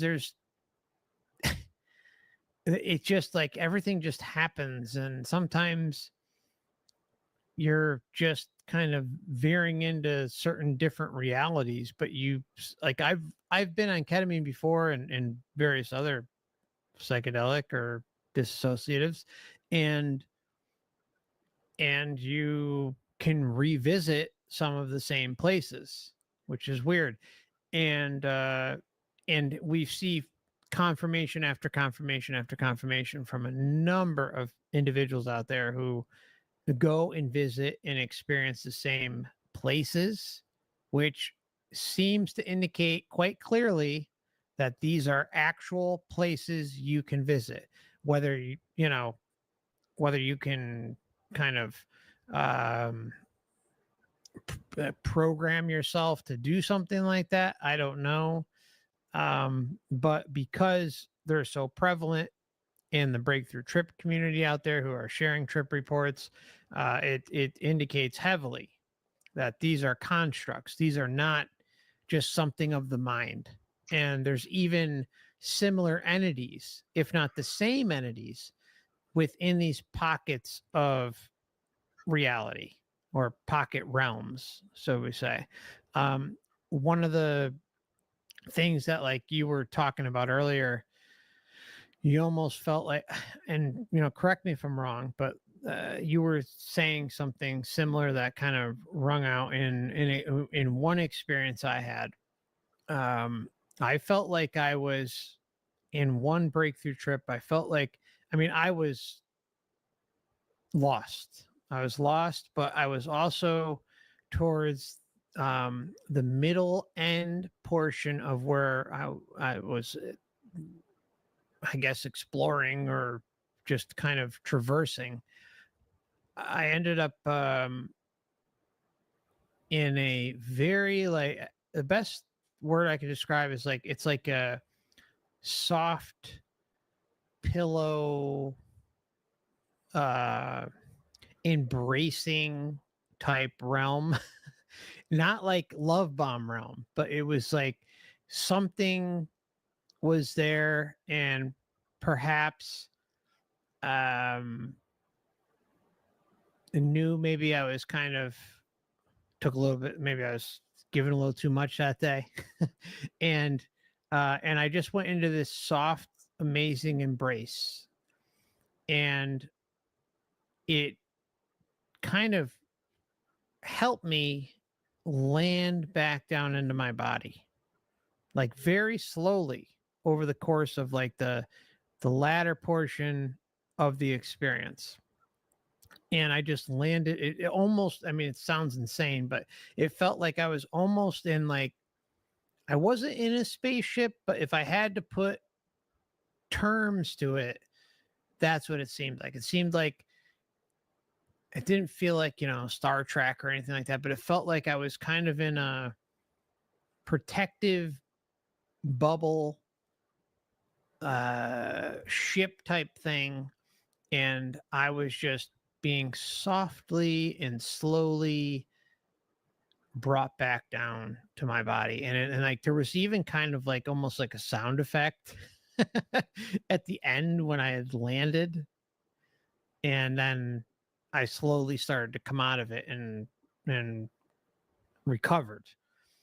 Um, Another crazy one was, and this was like one of the first few times I did ketamine. It was wild. I was traversing through. This is the best of my memory, guys. So it might be a little spotty. I think I've shared it once before. I was traversing through like a forest, and I'm a nature guy. I like getting out and hiking, and and I enjoy nature. And it was weird because I was running and running and running and like, not even running, but flying, like flying forward. And every so often, a wall would come down with like this amazing. like vines or like just uh pricker bushes or leaves, or it was just always some sort of nature wall, nothing that I felt threatened by. And it just kept coming down, and then I'd go through it, or it would lift up. Actually, it would lift up as I came close to it, almost like, oh, okay, yeah, we're gonna, you can go through. And then I would keep going, and then a new wall that would contain all sorts of nature surroundings would drop, and then it would keep going, and the same thing would keep happening. And finally I was like, I came with it, and I was like, no, no, no, no, no, I'm in control of this experience. And so I literally put my intention out there to zoom out, and my entire being, my entire essence zoomed out. And this is the craziest shit, guys. I looked down, and I was looking down at this is so insane. I was looking down at Jesus's head with the crown of thorns. So I was like in the crown of thorns, like on his head, like maybe going in a circle. I don't know. It was so wild. And I laughed at it, and I was like, and I in my head I said, this is pathetic. And I was like, let's just change this experience right now, because I became like incredibly lucidly aware of the insanity of what was going on, even though it wasn't threatening, it wasn't horrible. And then boom, like that, everything changed as soon as I put my concentration in that direction. So, anyways, that's just a little crazy story. And I know you've kind of had some breakthrough trip experiences too, Heather. I don't know if there's anything else you kind of want to add before we maybe go into that. And if you are up to that, I mean, we probably should take a break soon, but and then I just want to check in with you too and see if you're okay. Yes, I'm okay. Yeah, those are wild. I back in the what you were saying in the beginning, these constructs that are seemingly like they're underneath the veil or, of our material reality, so to say, and that evidence of people having breakthrough trips that are cross or corroborating their experiences that have similar that go to similar places, and people who, like, for instance, I uh I I tried DMT. This was 10 years ago. I was I wanted somebody that I know and trust was like, hey, are you interested in trying this? Because I was able to have this incredible experience, and I think it might be helpful for you. It could be something really profound and beautiful for you. If you'd like to try, I can facilitate it for you, and I can guide you through this process. And he didn't share anything about his experience besides what I he told me he shared. I was like, okay, sure, I'll try it. It's safe. It's not dangerous. Like, am I going to be okay? And, yeah, yeah, it's going to be fine. So there I am, like, have uh, having DMT and get like sucked into this like vortex, like zoom, like I'm in this deep, like I break through something, like it's loud, and then boom, void. I'm in this void, black space, and it's just these red neon light, like Tron, like the grid unfolds out in front of me, this whole Damn. grid matrix thing. And I'm like, what? And I feel this being behind me. There's like this big being behind me, like a feminine, like nurturing or something kind of pushing me type being to go forward into this matrix. And so I go forward and I walk through this along the red grid lines, and then stuff starts popping up off of each like cube, like materializing off of each grid line, like like a scene. and it's a scene of a like a fair, like a county fair or a carnival with all the rides and things. And there's all these like beings or people, and it's overwhelming to me. It's so overwhelming. I, I, I, I, that was scary to me because so I ended up doing it again 2 years later because I wanted to see if I would have a different experience. So I do it again, and again, there's this grid that folds out in front of me, and there's this being behind me, and I didn't know, like, it has all these arms. Is it like an it has like these tentacle arms. It's like pushing me, or it's like an elephant or an octopus or a being. I don't know, what is this thing behind me that's pushing me forward. Is it like I'm like a puppet? Am I a puppet? Am I being puppeteered by this thing? Go forward. And I get this lesson, and like the lesson is to receive, and like that I need to receive and be more receptive, and it's in that reception that I can experience more love.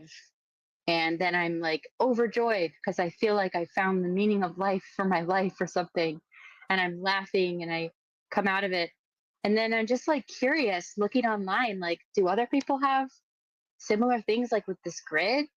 And I even made a comment on somebody was doing a podcast about it was like Audrey, is his name Marcus or something, whatever, doing a podcast about DMT. And I wrote as a comment, and it was like the most popular comment because I described the red grid lines and this being behind me. And I had no idea, because I didn't have any reference, that so many other people had had similar experiences where they saw that same thing. So it's like, okay, are we able to access and open a door of perception in our mind that's so limited day to day because of our brain, the way this our physiology is made, that we're not able to see these realms until we have these substances or go into some altered state one way or another, and then we can see them, we have access to them. I think that's the case. Yeah. And not even, I think the substance thing, I'm really careful with that because I know it's used as a vessel. I know it's used as a tool for many out there, but it's also not required. Um, it, Right. it's the one thing I've talked about with these types of things is there is a massive difference between having a breakthrough trip and doing it organically, like sober. Like Yeah. the amount of control and attention that you have when doing it sober, they're just night and day. There's no comparison. So to me, it's okay. Like if you feel that you're all right mentally and within the right headspace to experience something like that, and maybe come to the realization of what's possible.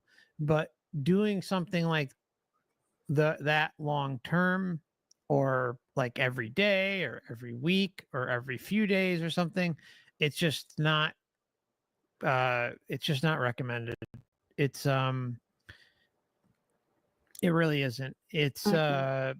I think it's a good tool to crack open an awakening and get someone to realize that yes, there is much more to us, to you, uh as individuals, and it can prove that to you hands down. But also at the same time, the with breakthrough trips, it's a little different. Like they're chaotic. The control factor, yeah, it can be there, but is it going to be as easy to maintain that? And the answer is no. You may have to do it a ridiculous amount of times to kind of uh what do you say, center yourself, or come to the realization that you can take control of things, but then you can easily lose control of it too in the middle of it. Just when you start to gain control, and even if it's over a period of time, then you may start to lose it, or you start to trail off or become distracted by this or that.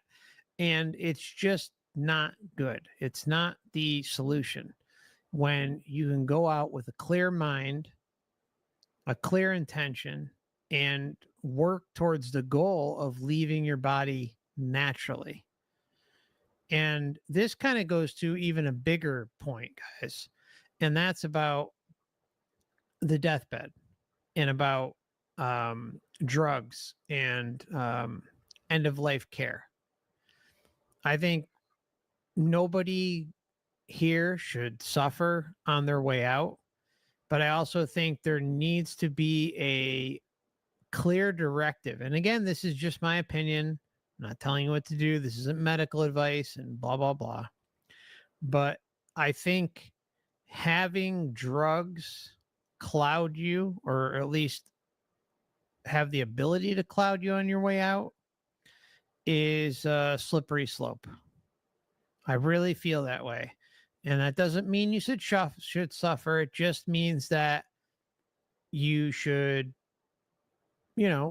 have relief, but not to the point of you being a zombie. Get what I'm saying? There's a big difference between the two. And that has to be established and made clear to those who are caring for you, and at least one individual who has your back. So Yeah. the nurses, the doctors, and then at least one individual in your life who you trust wholeheartedly, to make sure that the nurses or the doctors or whoever don't overstep their bounds and drug you to oblivion. Again, this is just my opinion. I'm not a doctor.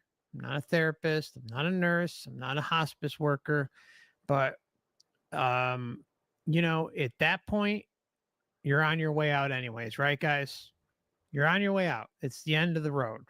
Okay. So, don't let this, don't let your judgment be clouded. Don't let your intention, don't let your awareness be clouded as you leave.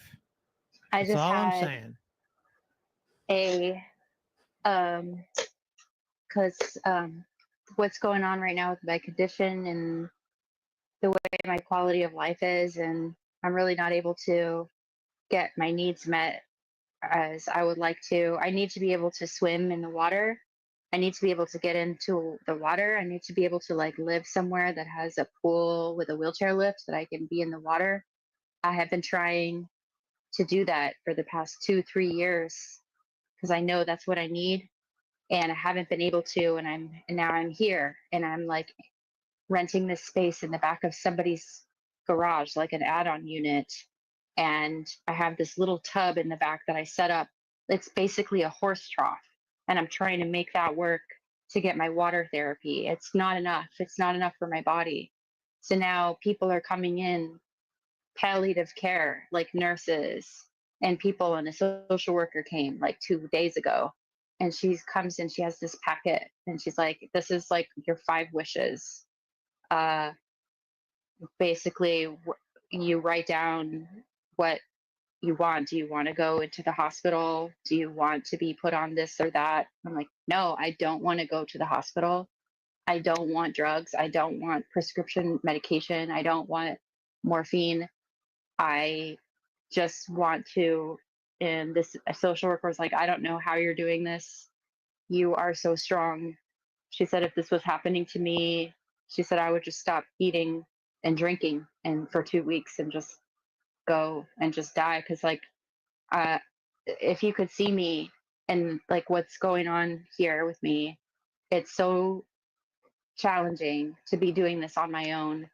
And yeah, I told her, I said, write that down. I'm not going to the hospital and I don't want to be put on drugs. And she's like, okay, well, who's the person that you can trust that, can take over all this stuff and make sure this happens. I'm like, I don't know. I don't even know if I have a person I can trust in my life. I feel like I have like people that come and help me that I've become friends with and everything, but they just only know me for the past year or two. I don't know if I can really trust that these people can really take over like that in my. But so I'm doing this on my own. I'm doing it all on my own, and I just want to tell people like I, in the amount of pain that I'm in and the amount of discomfort that I'm in and not able to sleep and having to get up 8 or 9 times in the middle of the night to move because the pain is so excruciating. I can't get comfortable enough to even get really good quality sleep. I'm practicing breathing exercises. I'm humming. I'm practicing like getting into these altered states naturally. I'm practicing methods to like roll out of my body when I'm in that sleepy state, wake back to bed state, to practice going back into the astral realm, to practice navigating these worlds. And it's hard because I'm in so much stress physiologically that it was easier when I wasn't having such, the progression of this um, central nervous system disorder after 17 years is so like late stage. It's really affecting me that it's really hard to get into these, but I'm still dedicated to keep trying regardless. And that's a reason why I came on to talk about all this stuff as well. And I was on talking to my friend yesterday on his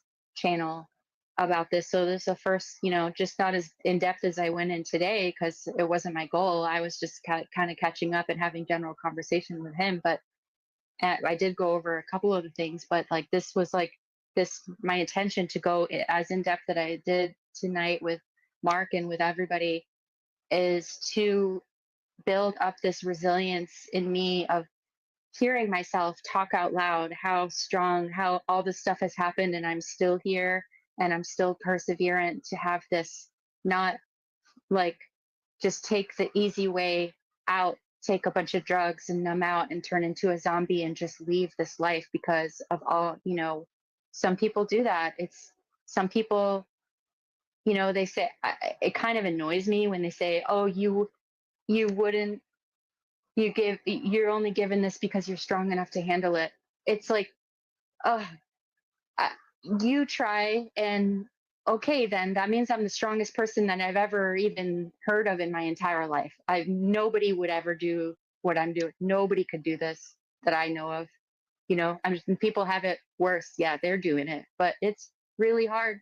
And I want to instill, I could hear myself talking about all of this out loud, questioning these things, talking about like how serious it is to not just uh, stop thinking about it, or oh, it's just let God, like let oh, your grandfather's going to be there, oh, your cat's going to be there, going to welcome you, like just let go and let God. Like, no, I don't want to go cross over, leave my body, and then uh a hologram of my freaking grandfather's there, and it's like, Heather, like, let's go into another life together. Like, how fucked up is that going to be?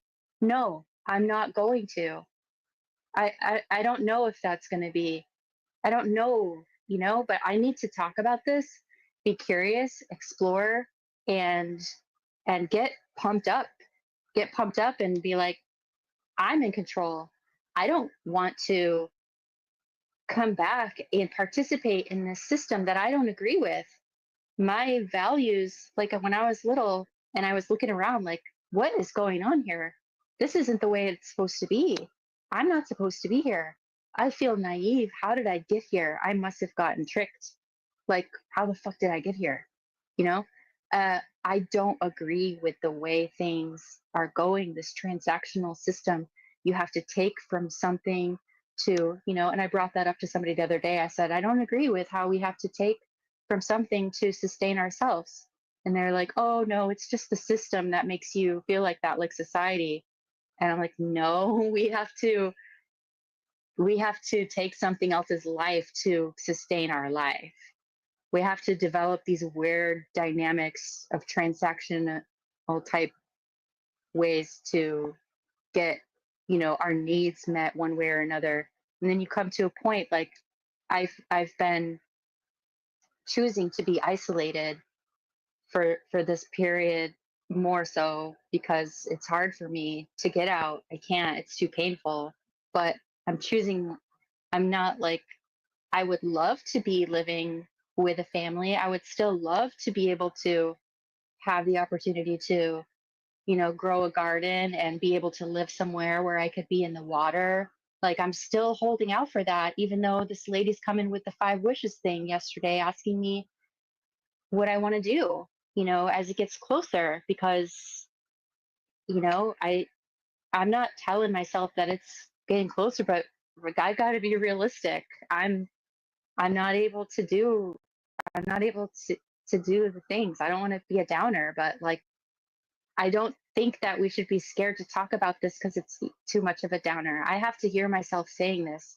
Yeah, I need to talk this through, because we could all, we're all, die at any moment. Well, so I'm just a slow death. Like, okay, so I don't just have an accident and then I'm dead. It's like I'm watching myself die. It's so fun. I'm watching and feeling myself die. And I have this opportunity to practice. What am I going to do? And even though as hard as it is to have a good night's sleep, and as hard as it is, I don't need to take the substances like Mark was saying. I don't feel the need to take these any substances, synthesized substances at all. I mean, I have an herbal apothecary, and I take nervines, and I take herbal supplements and different plants to help me, stay calm and everything. But I must remain as lucid and as clear and as strong and as essential myself as possible. So thanks for listening. Thank you, Heather. And I think, like listening kind of to your last few minutes, um, I mean, this is kind of a conversation that maybe could be done in private, but I think,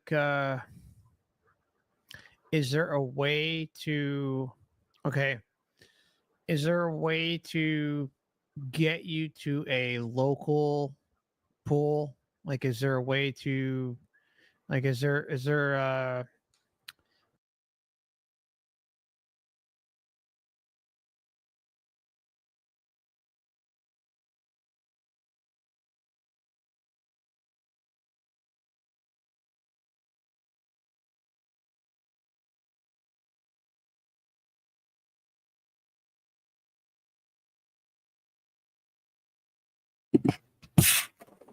Hey everyone, whoever's listening, thanks for hanging out this long. I'm going to end it here. If you want to watch the rest, you can. Oops.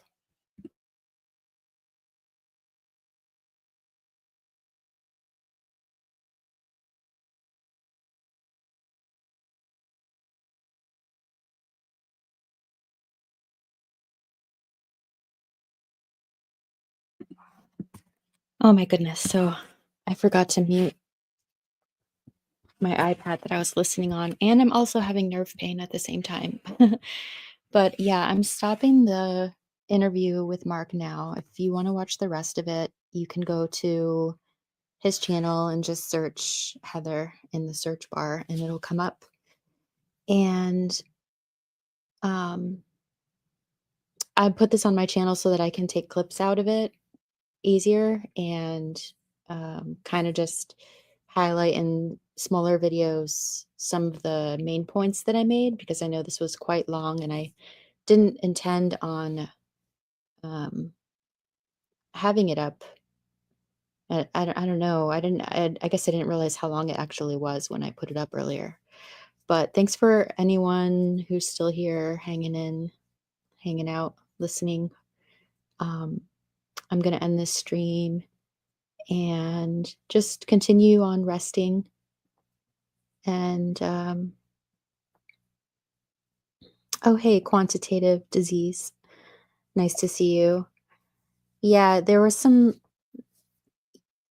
it's a roller coaster of an interview, you know. There were some like really fascinating spiritual experiences that I shared before it started to get a little bit more intense.